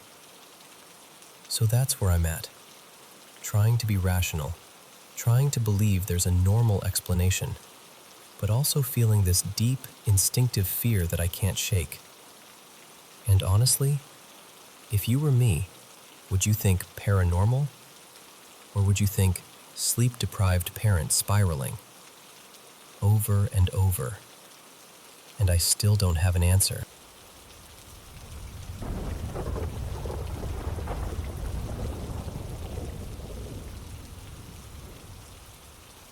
Okay, so I never know where to file this one in my brain. Paranormal feels too dramatic, but glitch in the Matrix is honestly closer. I'm 32 now, and I still don't have an explanation for what happened that night. I also don't tell it much because it sounds ridiculous on paper, like it's about a stupid cupcake. But it's one of the weirdest things that's ever happened to me. This was when I was about 16 or 17. My friend, let's call her Maya, and I had just left this house party. Nothing wild, just a typical teen thing. On the way out, I grabbed a cupcake from the kitchen because I wanted a snack for later. Not right away, later. I was saving it like it was treasure. Maya and I decided we were going to be little rebels and sneak into the public pool after hours. You know the vibe. Warm summer night, quiet streets, that buzzing feeling like the world belongs to you because you're young and it's late. We figured we'd hop the fence, sit by the diving board, dangle our feet in the water, and smoke a little. And then I'd finally eat my cupcake like some kind of victory prize. And honestly, at first it was perfect. We made it in, we sat there with our feet in the pool, whisper laughing, passing a joint back and forth. The water was cool, the air was warm, and I'm holding this cupcake in my hand the whole time, waiting for the exact right moment. I remember thinking, this is going to be so good. Then, headlights. A cop car rolls up. Not speeding, not dramatic, Just that slow, deliberate pull-in that makes your stomach drop instantly. Maya and I both panic in the exact same way. We bolt. We scramble off the board and sprint toward the fence, hearts pounding, trying not to slip. And right as we get there, I have this absurd, crystal-clear thought. I'm holding a cupcake. I cannot climb a fence with a cupcake. It's so dumb, but I remember being genuinely devastated for a second. Like, this cupcake had been my plan. I'd been guarding it the whole walk over there. And now I'm standing at a chain-link fence with flashing adrenaline in my veins, and I'm basically like, no, not like this. Maya is already halfway up the fence, and I'm whisper yelling, "What do I do with the cupcake? I can't climb with one hand." And we have this whole frantic mini conversation about it, like a full-on strategy session, probably 10 seconds long, but it felt longer. I tried to pass it through the fence, but it was too big. I tried to wedge it between the links. No chance. Maya reaches down. I lift it up. She tries to take it, and it's just messy and ridiculous and taking way too long. Finally, we make the decision. Tragic, heartbreaking, completely stupid in the moment, but necessary. We're going to sacrifice it. So I turn and I throw the cupcake into the pool. And I mean, I really threw it. Not dropped it, not pretended. I launched it. We both watched it leave my hand. We both watched it hit the water. I heard it splash. I even remember, weirdly, how satisfying the splash sounded in the middle of all that panic. Then I climbed the fence with both hands, because now I can. And Maya and I take off down the street, laughing and breathless, like we got away with something huge. We're half terrified, half thrilled, finishing the last of the joint as we power walk into the night, convinced we're absolute legends. A little while later, maybe 10 minutes, give or take, I'm walking and I feel something in my hand. I look down, and my stomach drops in this slow, sick way. Because the cupcake is in my hand. Not smashed, not soaking wet, not gone. Just there. Like it never left. And then I freak out too. It was this bizarre mix of laughter and fear, like our brains couldn't decide if it was hilarious or deeply wrong. Because we both remembered sacrificing it.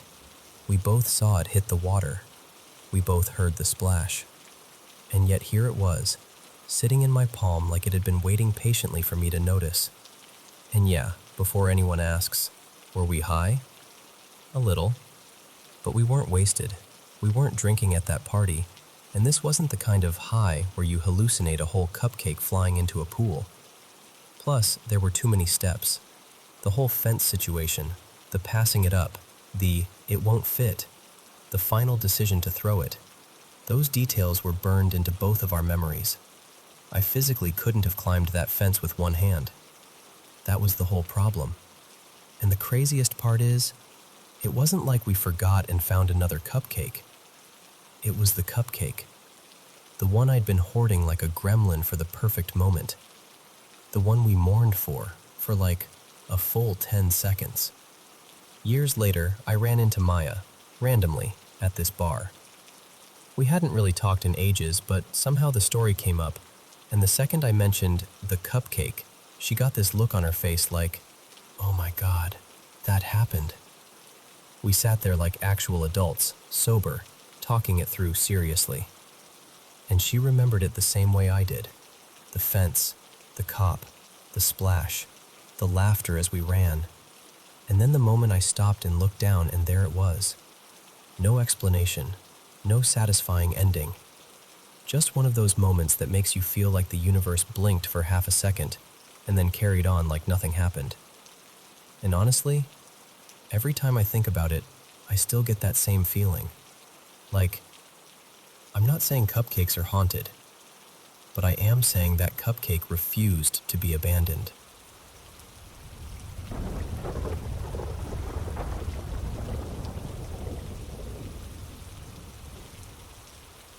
So picture this. I'm telling you about the little house we moved into back in June. It was built in 1963, and we're only the second people to ever really live here. The first owners were this older couple, the kind you can just tell took pride in the place. Neighbors told us the wife passed away in her late 80s, and the husband, he was in his 90s, eventually moved in with family because he needed more help. Honestly, it just made me feel kind of tender about the home, you know? Like it held a whole lifetime of ordinary, loving routines. And the funny thing is, I never felt anything off here. If anything, it felt calmer than my last apartment. Back there, I'd wake up in the middle of the night with that gross feeling of being watched. Here? Nothing like that. The only almost thing was our dog. His name's Biscuit. He's a sweet little nervous guy. The first couple weeks, he'd wake up and bark in the middle of the night, but we blamed it on moving stress. He still sometimes barks at the sliding glass door in the kitchen like it personally offended him. I swear it's just his reflection freaking him out. He's dramatic. Okay, so fast forward to the beginning of October 2nd actually, when we got home from our wedding. We'd gotten married in Maui, and someone there told us to hang up our flower leis for good luck. So we did. We hung them near the entryway, right by the front door, like a little reminder. We're home. We did it. We're married. I work from home, so during the day it's usually just me and Biscuit. And that afternoon, I don't know, it was one of those, days. The power flickered out 4 times in a row, like off, on, off, on. On the last flicker, something in the living room made this horrible, high-pitched noise. Not the TV. TV wasn't even on. But this little sound bar under it started shrieking like it was dying. I actually jumped. I yanked the plug out of the wall and the house went quiet again. At the time, I was like, okay, power surge. Electronics are weird. Whatever. I even checked online to see if the power company had maintenance scheduled. Didn't see anything. But I told myself maybe it just wasn't listed. I didn't spiral. Yet. The weirder part didn't happen until later that night. I'm in the kitchen, and I hear this loud rustling sound, like someone aggressively handling a bunch of dried flowers or crinkly leaves. It came from the entryway. And I walk over, and there are the leis, on the floor, just sitting there. And I'm staring at them like, no, that doesn't make sense. Because they weren't balanced on a hook or draped over something flimsy. They were hung up with a nail, a solid nail. And we don't even have central air. No vents blasting, no big gusts. Nothing that should have knocked them down. Biscuit absolutely loses it.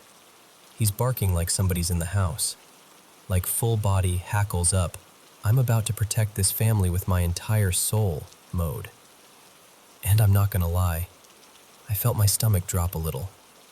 Not full panic, just that cold little ripple of, wait, what? When Evan, my husband, got home, I told him right away. He went over, checked the nail, checked the leis, did that whole calm, logical person routine. He agreed it was strange, but we rehung them anyway. We made sure they were really secure. Then we kind of moved on. Made dinner, watched something dumb, tried not to give it too much power. And then a few mornings later, this is the part that got me. I'm home again, alone again, just working. And I hear it. That same loud rustling. Not subtle, like it wanted to be noticed. And poor Biscuit, he was shaking, not just barking, shaking. I ended up scooping him up and just holding him for the longest time, like a baby, walking around, whispering, "You're okay. You're okay." Even though I'm pretty sure I was also saying it for myself. So here's where I'm at. I don't know if I'm overreacting. Part of me is like, it's physics. It's the nail. It's the weight. It's humidity. It's literally anything normal. But then there's that other part of me that's standing in the hallway, remembering how loud that rustling was, how it happened twice, how my dog reacted, how weird the timing felt with the power surges. And I've already done all the little just-in-case things, you know? I cleaned the energy when we first moved in. I've lit incense after having people over. I've tried to make the house feel peaceful and intentional and safe. So when I ask, am I overreacting? I'm not trying to be dramatic. I'm genuinely asking because I don't want to turn this into a scary story. I just want it to be a house we love, with a weird little mystery by the front door.